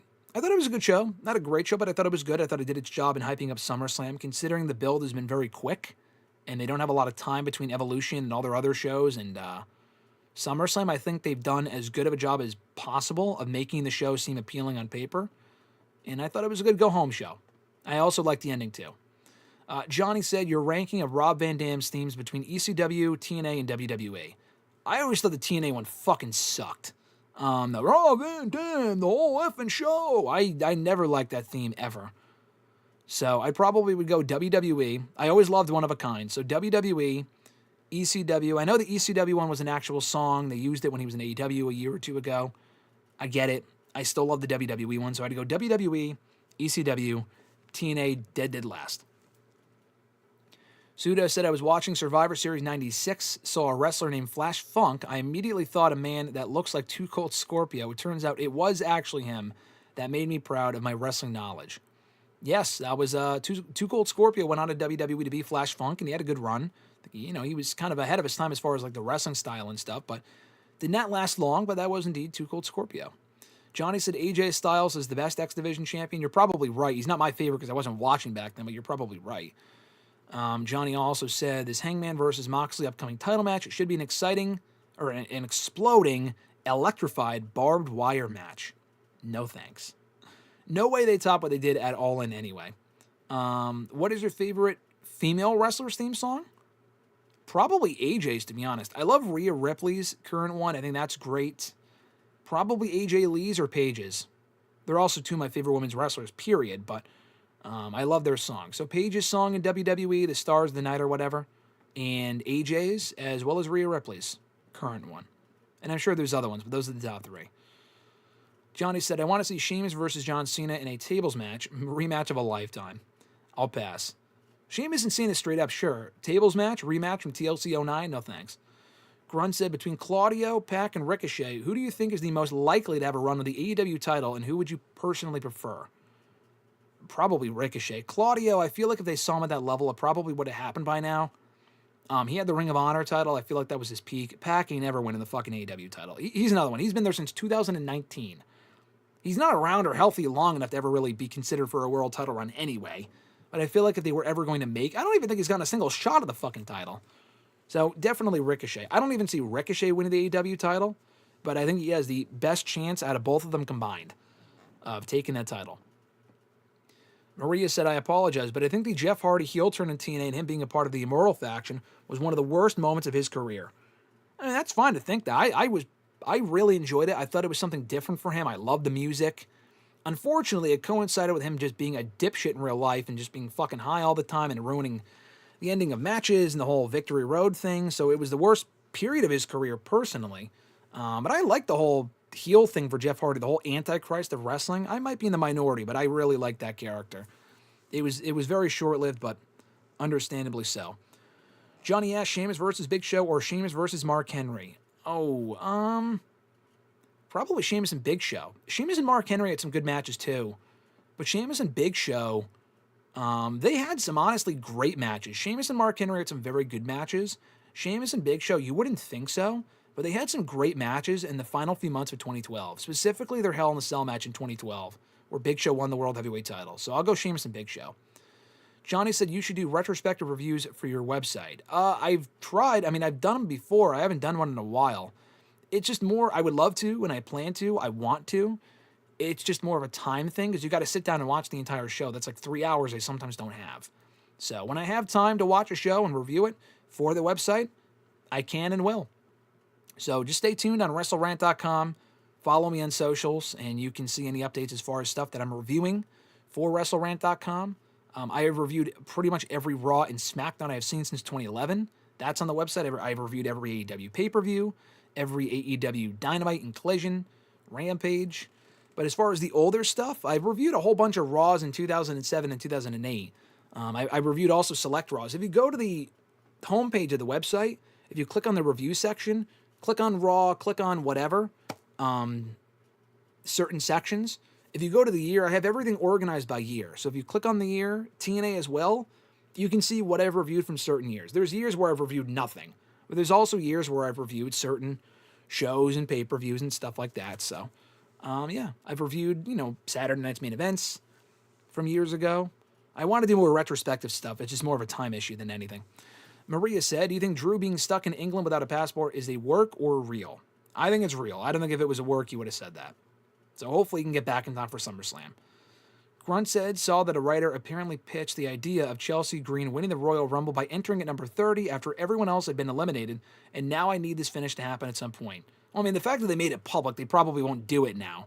Her winning the Rumble that way, I probably wouldn't have her win the Rumble. If it was a regular Battle Royal, which people have said for years now, that would be cool. But winning the Rumble that way, I feel like that would be it would be different. It'd be kind of lame. And Chelsea Green ain't winning the fucking Royal Rumble, I don't think so. For a regular Battle Royal, sure. But at this point, they just told the world about it, so it's probably not going to happen now. Emmanuel said, I heard some speculation that Rollins cashes in on Cody Cena instead, since Cody is going to be in his Street Fighter movie and will need time off soon. How much time does he need off? I mean, I heard it's not a big role. Same thing with Roman. He can win the title and go away for a couple weeks. I really don't think you need to have Rollins cash in on Cody. You could, But I don't think Cody's going to be gone for that long. I would be fond of another Cody Rollins feud, though, this time over a championship. I wouldn't complain about that. Grunt said Victoria's is the go. It is. I mean, I don't know if it's, it's not my favorite, but Victoria's initial theme song, if you're talking like her first theme song, I forgot who it's by, but Alexis would agree. She loves that song. We were just talking about it the other day. It's on her Spotify. The All the Things You Said song, or All the Things She Said, or whatever. Really, really good song. Their later songs were also good. Oh, I'm not the woman to mess with. No, go, go, go. Those are good too, but the original one is definitely her best and one of the best, period. Pseudo said Fatal Influence, and also Lita's. I think Lita's is great too. Pseudo said Fatal Influence theme is one I like. Also, Lola Vice's theme is an entire freaking song, like a properly produced Latino pop banger. I don't like her song. I've said that before. Fatal Influence is fine. I've never really liked Lola's. It just doesn't really like get me hyped at all. It's just kind of a like, I don't know. It just doesn't really do much for me personally. Like, it's a nice song, but it doesn't really get me hyped whatsoever. Fernando said, who is next to go, Ric Flair or Vince McMahon? I'm not going to answer that, but I'm not sure. If I had to take, I don't really want to answer who's going to be next to die. But you could probably take a guess, and they're both older, so. Vince is older than Rick, right? Isn't he? Vince is what, 77? Rick is what? I think he's also around the same age. I don't think either of them are 80. I don't know who's going to be the next to go. I don't want to speculate. Johnny said, which tag team's theme song has been your favorite? Tag team theme? I don't know. Tag team theme. I don't know. Like Legion of Doom is a classic. It's not my favorite. The Rockers is also a great one. Favorite, probably not, but it's a great song. I don't know. I would need some suggestions. Who else's song would come to mind? New Days is good. Motor City Machine Guns, maybe. I'm not really. Beer Money, probably Beer Money. I know it's not WWE, but I love Beer Money's song. They had a great song. Grunt said, I honestly think it would also work with a top babyface. Especially the last two eliminated are people in the fan are the people fans don't really want to see win. Yeah, but is Chelsea Green really going to WrestleMania to contend for a world championship? Probably not. I mean, maybe. That could happen. I like Chelsea Green. I just don't ever really see her winning the Rumble, so I don't know. And then the two people eliminate each other, and then 30 comes out, and then she wins. I don't know. He said, the suspense of the countdown knowing whoever it is has just won the match automatically, and then it's a mega over fan favorite, even better if they're making the return from an injury. Yeah, I just don't love that idea. I know people will jump all over it because they've never done that before. It is different. But if the last two women, like if Rhea and Bianca, for example, are fighting, and number 30 hasn't come out yet, they eliminate each other. Then the real suspense of who wins the fucking Rumble is who's coming out at 30. I don't love that. I know it's something different though. Maybe I would love it if they actually did it. I don't know. Hearing it out loud, it just kind of sounds stupid to me, but I guess they've never done it, so that is something different. Maybe it's just the idea that it would be Chelsea Green, because I love Chelsea, I think she's great, but her winning the Rumble, come on. Johnny said, how would you feel about SummerSlam Night 2 being like Extreme Rules? No. I don't know why they're doing all the Extreme Rules matches in Night 2 and they didn't spread them out better. I'm not really sure why, because they have like 2 fucking street fights on Night 2, a steel cage, I think, and a TLC match. It seems a little odd to me, but I'm looking forward to it, though. I agree, Emmanuel. Who next to go is a wild question indeed. Emmanuel said Ric Flair is 76, while Vince is 79. So they're pretty close. Favorite Vince McMahon match? I think the Shane match actually at 17 is, it's not great, but like for what it is as a sports entertainment spectacle, I think probably that one. The Hogan match at 19, speaking of Hogan, is actually really good. That's a great one. The Shawn one at 22 is a great match. It's not like my favorite. And the Bret Hart match at 26 is terrible. We rewatched that earlier this year. That match is just fucking awful. Other matches he's had otherwise, though, I'm trying to think of other Vince matches that weren't at WrestleMania. That would be my favorite. I don't know. Probably the Shane one from 17, if I had to think about him. I think the Madison Rain entrance song in TNA is the GOAT, Maria said. I like that one. The Killer Queen song? Yeah, that was a great song. Grunt said Dudley Boys Drop the Bombshell. Oh, that, you know what? Actually, probably Dudley Boys, but not that one. I like that song. That song was in like a fucking hockey game I owned for like the GameCube back in the day. That's how I know that song, actually, because I don't think, did they make that song for them, or that was already a song? I don't remember. But I like their original song, the it's going down, boom, boom, boom. Not the instrumental version. The lyrical version of the Dudley Boys song is probably my favorite tag team theme. Pseudo said, but Graham, now that you've said it, it might never happen. It might happen now. Remember, WWE keeps tabs on content creators. I mean, they might still do it anyway. I just don't know if I love it. Yeah, doing it in general, just not with Green, Grunt said. Yeah, maybe. I still don't love that, but I just think that works. For what you're saying, I feel like that works better for a gauntlet match or something, as opposed to like the Rumble. I feel like the Rumble should never end that way, but that's just me. Emmanuel said Vince McMahon's birthday is next month, too, August 24th. Yes, he turns... Is he turning 80 next month? I think he is. I think he's turning 80 next month. That's crazy. Richie said, you like that? Natalia. Yeah, Natalia said during that Brett Vince match, you like that? Like, you hear her say, you had to be there when we rewatched it. The stream is here on the channel from back in March if you want to check it out. And the 15-year anniversary of that pay-per-view. But just the way that she said it was just, oh my God, it was so funny. It was so unintentionally cringy. It was incredible. Anyway, let's get to the rest of these scheduled questions before we go back to the chat and wind down for today's episode. Christopher L. from Facebook said, sent this in from Facebook. He said, hi, Graham. Hope you had a wonderful weekend and are doing well. Crazy-ass week this last week was. The deaths of Ozzy Osbourne and Hulk Hogan left a huge black hole in a lot of people's week, as it was two people who left huge impacts in many people's lives. Hogan, for me, is someone I've always had very conflicting feelings towards. On one hand, he made professional wrestling what it is today, and he was the catalyst for two major boom periods in the in the 1980s and 1990s. On the other side, he was a world-class politician who threw his weight around and screwed over many others who could have used the rub in their careers. Constantly lied his way through most of his career in life, and of course the sex tape in which he admitted he was racist and said some heinous stuff. Overall, it's a deeply complicated legacy with a man who has blurred the lines so often, it's hard to tell who is who. I agree with that. Pretty much everything he said as well. But he said, however, what fond memories do you have of Hogan? My first memories of him were my first night becoming a pro wrestling fan, which, funny enough, was the night after Bash at the Beach in 1996. Seeing him walk out in black instead of red and yellow felt different. I remember his great storyline in 2003 with Vince that led to that surprisingly excellent match at my favorite WrestleMania of all time, WrestleMania 19. I have very little to no fond memories of his TNA work because he helped kill that company. So what memories do you have of him? I agree. So like I said earlier, I started watching wrestling in 2008. So like he was out of WWE at that point, and my first real like active viewing of him was actually in TNA.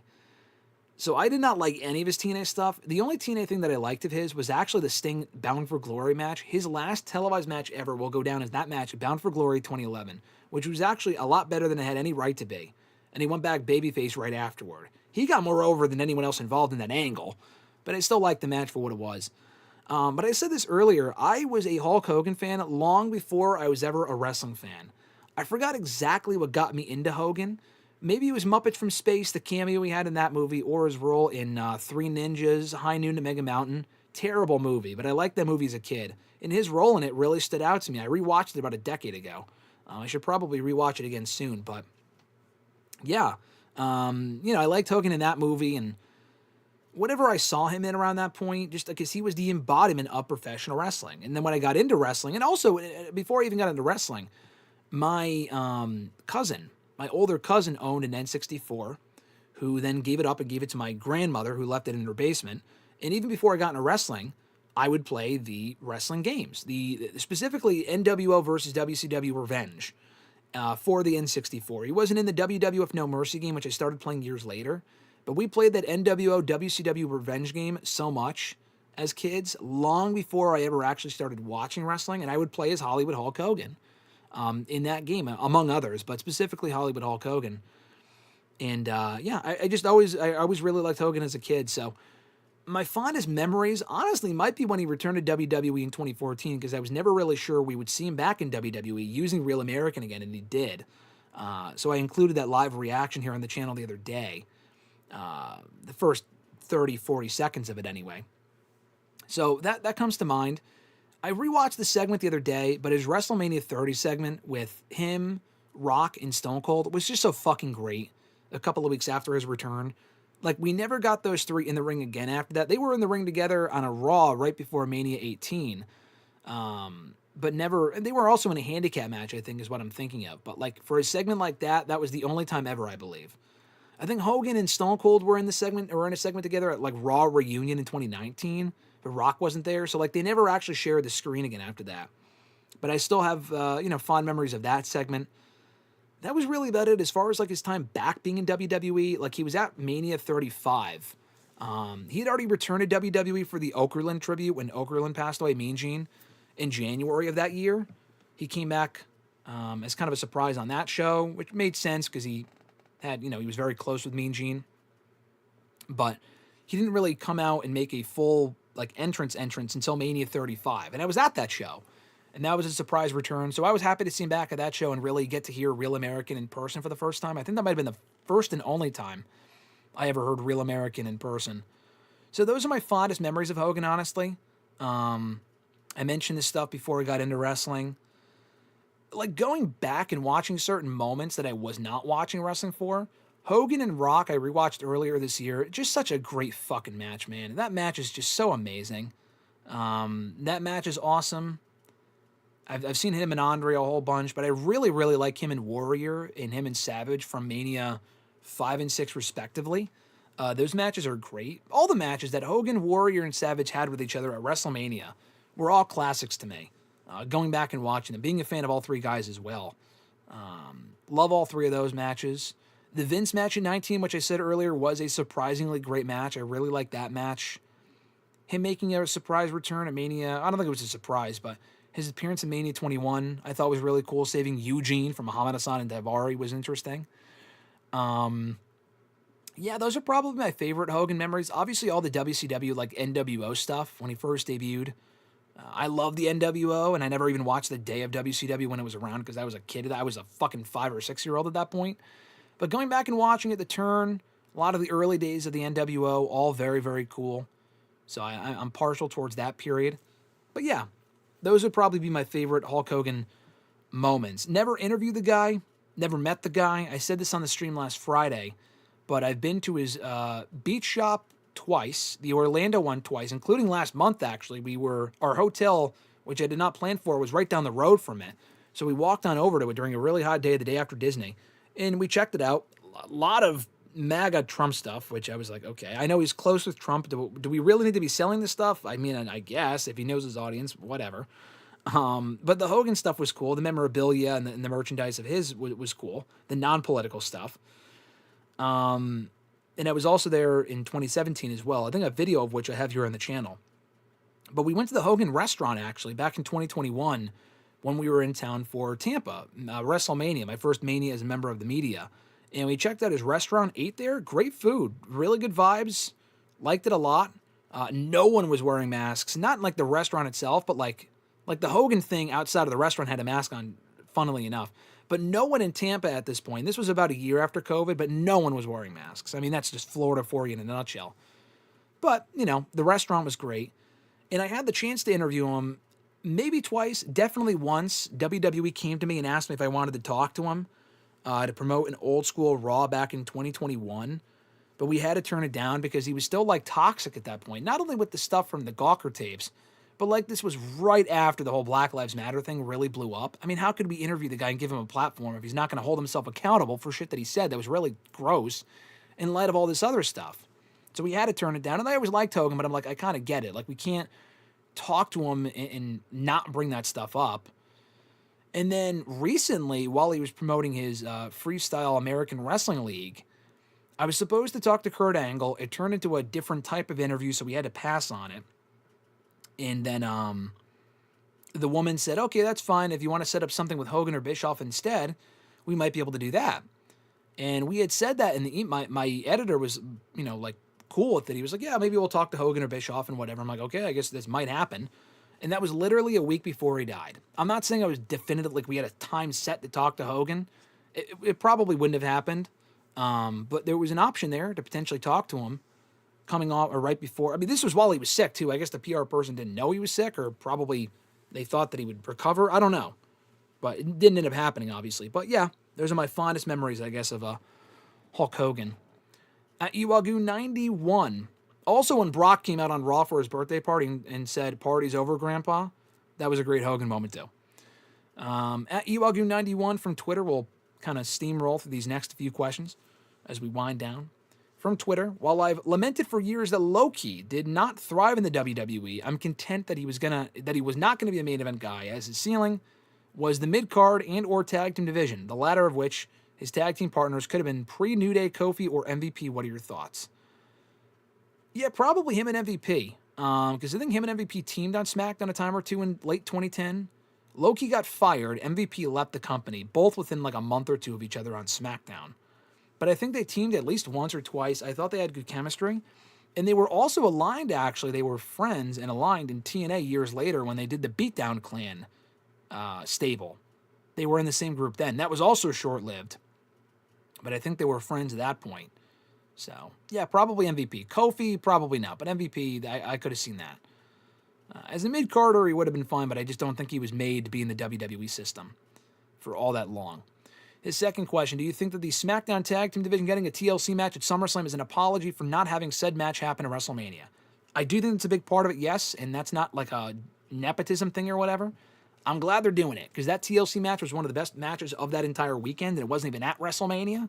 That match deserves to be at SummerSlam. Will it be a mess with so many fucking teams involved? Probably, but I'm looking forward to it. I don't give a shit. I'm looking forward to that match.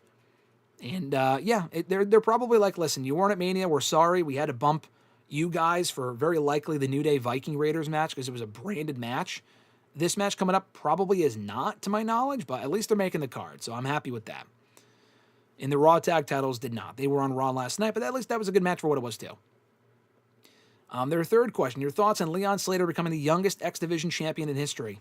Thought it was a great moment, perfect person to do it. They've been telling that story for a long time now. They've been mentioning it on commentary for a very long time, so glad they made history. Very fun match, and AJ Styles coming out afterward to congratulate Moose was the icing on the cake. Great moment there and a great match, and happy for Leon Slater. He's very good.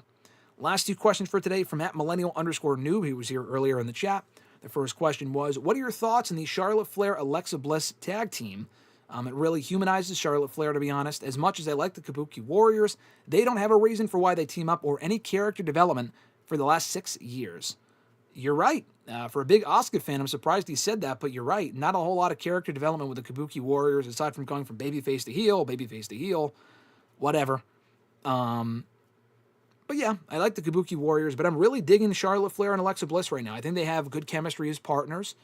And I think you nailed it. It really humanizes Charlotte Flair. This is the most likable and personable that she has been in WWE, maybe ever, but especially in recent years, especially for the last number of years.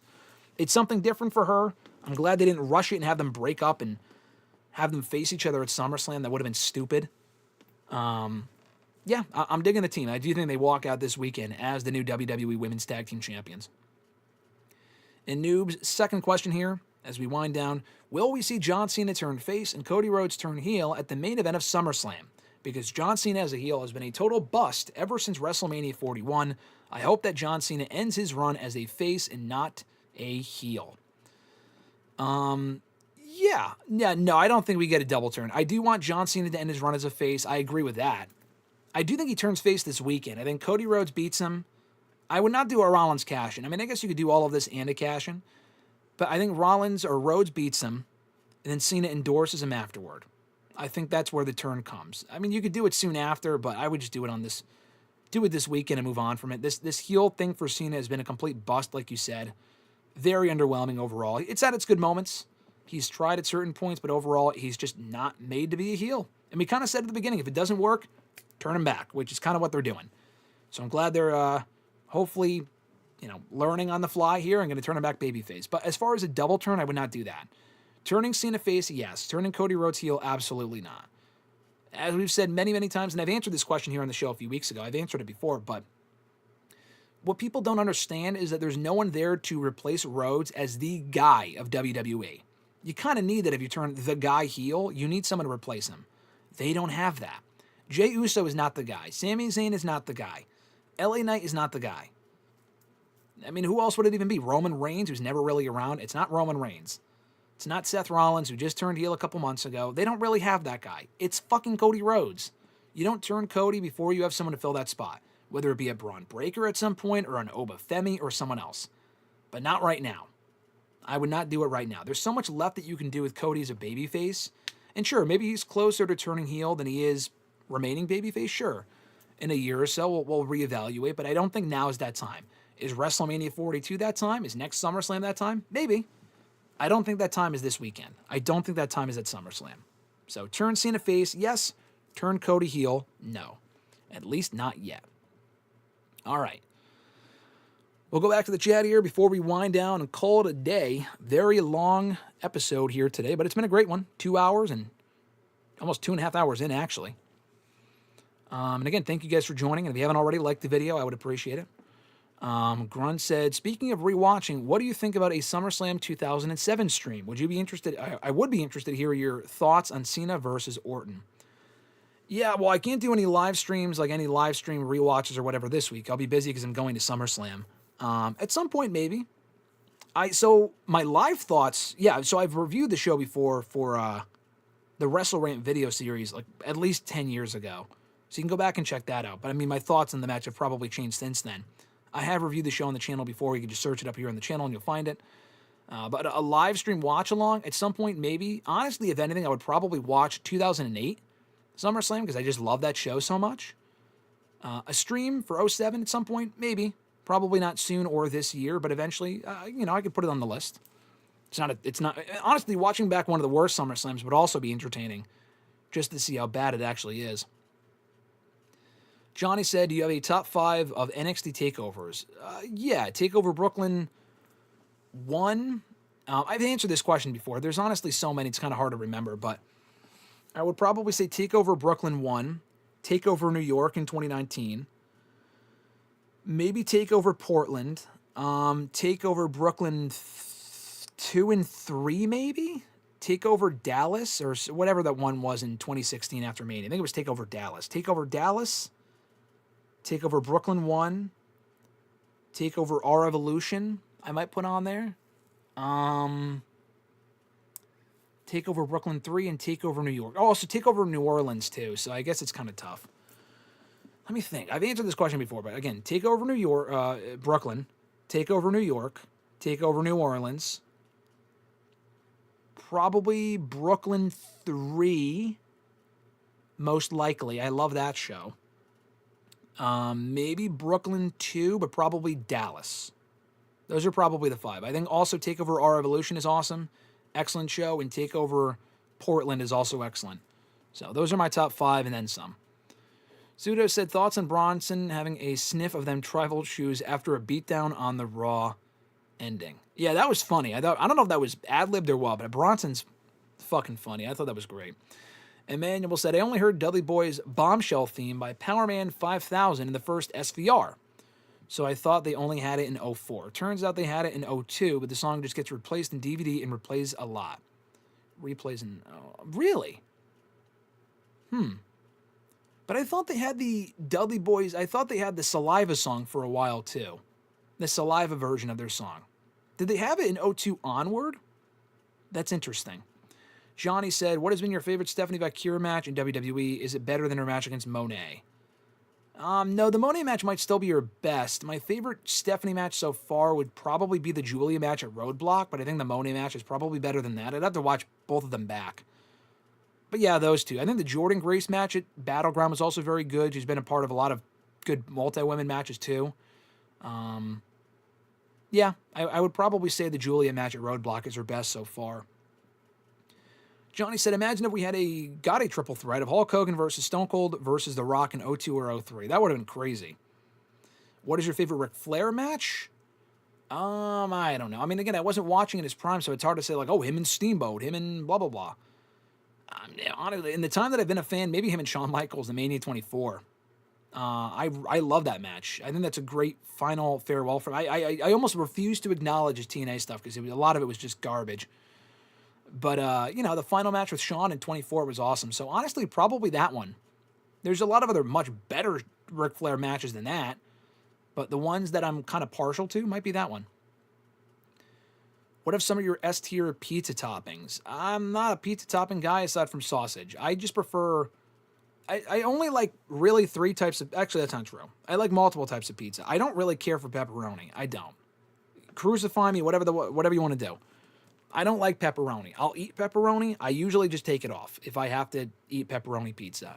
I'll eat it, don't love it. I prefer cheese. Also love sausage, buffalo chicken on occasion. And I've gotten meat on pizza too. Alexis's brother gets something called a meat lover pizza. I don't know what's on it, but it's really good. I don't know if it's sausage or what the fuck it is. But that's good. And that's really about it. I've had other pizzas before, but those are my main, go-tos. Usually it's just cheese, though. Maria said, is the food good at the Hogan restaurant? It was. I got a burger. It was great. I think Alexis liked whatever she got, and she got a drink that she claims had no alcohol in it, even though she ordered an alcoholic beverage. But we liked it. Yeah, I thought the food was really good. I would recommend it. If you're in the area in Tampa, I would go. Daniel Malcolm said, HBK making Hogan look stupid in their SummerSlam match is my favorite Hogan moment. That match is very funny. That match is definitely worth rewatching, to be honest with you. Johnny said, Beatdown Clan or the Hurt Business? No, easily the Hurt Business. The Beatdown Clan was short-lived, and it wasn't really that good overall. It was the latest failed TNA heel faction, but the Hurt Business was great. Grunt said that SmackDown TLC match is still in my watch later on YouTube. I'll get to it eventually. Yeah, definitely watch it. The match was awesome. What stood out more to you, Hogan's pythons or the mustache? Probably the pythons. I mean, he made a gimmick out of the pythons. The 24-inch pythons, brother. Probably the pythons. Let's see. Fernando asked, bigger Hogan rival, Randy Savage, Andre the Giant, or Roddy Piper? Bigger rival? Probably Andre, because it made for the biggest Mania match ever in Mania 3. Better Hogan rival? Probably Randy Savage. I mean, that year-long storyline with the Mega Powers and then their match, they had the best matches. Him and Piper was also synonymous, including their time at WCW. But they never had that one-on-one Mania match, though. So I'd probably go Randy Savage for best Hogan rival. Bigger Hogan rival? Probably Andre the Giant. But honestly, Hogan is not the babyface that he is without Roddy Piper initially being his foil as a heel to babyface Hogan. So most important rival, probably Roddy Piper. Biggest one, Andre. Best, Randy Savage. Richie said that Johnny Gargano kickout at TakeOver New York might be the loudest pop of all time for a kickout at least. That or when Taker kicked out of the Sweet Chin Music and the Pedigree at Mania 28, because a lot of people, myself included, honestly thought the streak was over. That match was awesome. But yeah, that Johnny Gargano kickout was great. That whole match was great. The whole show was great. Love that show. Sudo said, yo, good night, Graham, and everyone. Good night, Sudo. Thanks for joining. We're about to head on out of here anyway soon, but thank you for joining, Sudo, and all the great comments and questions. Manuel's also taken off. He said, saying goodbye now, but Dudley's Saliva theme was in their Saliva... Or, I'm sorry, I also read Grunt's song. He said, saying goodbye now, but Dudley's Saliva song was in 2002, but Power Man 500 became their theme after their reunion. Okay, that makes sense. I could believe that. Up until they left in 2005. Grunt said, I personally prefer the slowed down version of their Saliva song, the one Bubba had in Shut Your Mouth. Yeah, no, I like the one that came out. I mean, is it the slowed down one, the one that came out too? The one that he came out to at Survivor Series 02? I like that one. That's I don't know if it's the same one that you're talking about, but the one that he came out to at Survivor Series 02 and they used very briefly that year, I love that one. In addition to the original. Richie says, yeah, that Sweet Chin Music Pedigree combo to the kickout was insane. It's still probably the best kickout of all time, in my opinion, aside from Shawn kicking out of the Tombstone at Mania 25. But they both involve Taker, so it makes sense. And Shawn Michaels. Grunt said Omega kicking out at 1 at Forbidden Door. Against 2, Ospreay? I don't remember. I mean, I know, honestly, they have so many fucking kickouts in AEW, none really stand out as best kickouts, but I assume you mean against Ospreay, because I think you were there for that. Fernando said, who should lead the Avengers, Sam Wilson or Reed Richards? Reed Richards might be a better leader than Sam Wilson. I like Sam Wilson's Captain America, but I feel like Reed might be a better leader, but I feel like more logical leader would be Sam Wilson because he knows all the current Avengers better. He's been there longer, and he's just been around a lot longer. He has that longevity. So probably Sam, but I feel like Reed Richards, Pedro Pascal's Reed Richards, might be a better leader. I really liked him in Fantastic Four. Richie said, the fact that you could hear how loud that crowd got for an outdoor stadium was bonkers. Yeah, I agree. That match was also just great, too. Taker and Triple H at Mania 28. For as great as it was, Bret Hart will still only ever give it 4 out of 10. But I still think it's a great match. That's still one of my favorite Mania matches to this day. And a great feud as well. So that's going to do it, guys, for today's hashtag AskGSM. A very lengthy episode, but a lot to get into and a lot of awesome activity in the chat. Thank you guys so much for joining. As always, this has been a blast. On your way out, be sure to send in a question or like the video if you haven't already, like we said earlier. Like the video. That would be greatly appreciated. Subscribe. That would also be appreciated if you haven't already. I assume you have, but it's always worth mentioning.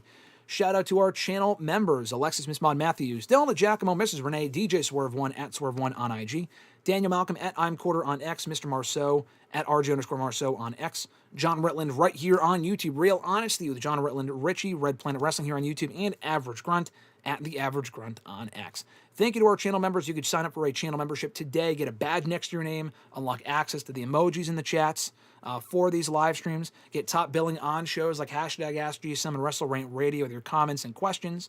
You can get shout outs at the beginning and end of every single live stream that we do here on the channel, early and ad-free access to certain videos here on the channel, and so much more. More information on that down below in the description box on this very video.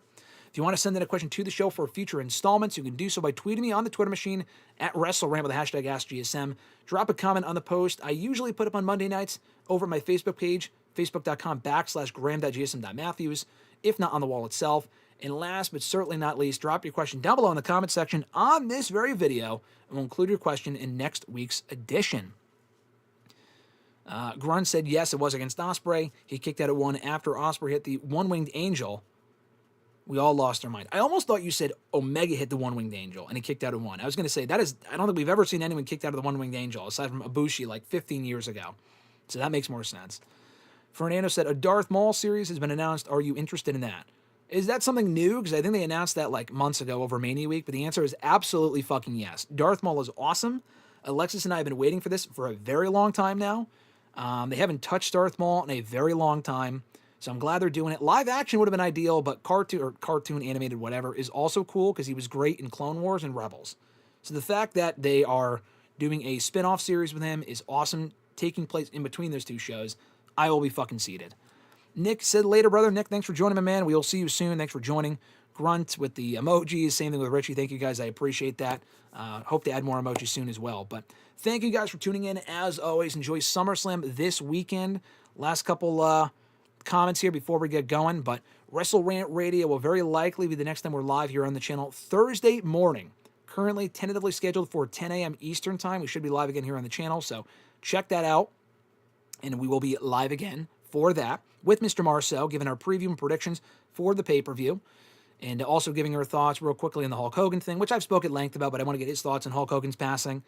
As well as WWE Unreal, if we have watched it by that point. I'm not sure. Can't promise I will have watched the entire thing by Thursday, but time will tell. And then I'll be off for SummerSlam very likely soon after for SummerSlam weekend. I'll be leaving for New Jersey. Thursday through Sunday I'll be away, and I'm looking forward to the show. And content will be up throughout the weekend, maybe some interview stuff, so keep an eye out for that. So anyway, guys, have an awesome one. Thank you so much for joining as always. Enjoy the rest of the week, folks. Enjoy SummerSlam this weekend. Like I said, I'm Graham GSM Matthews, and I'll catch your ass down the road.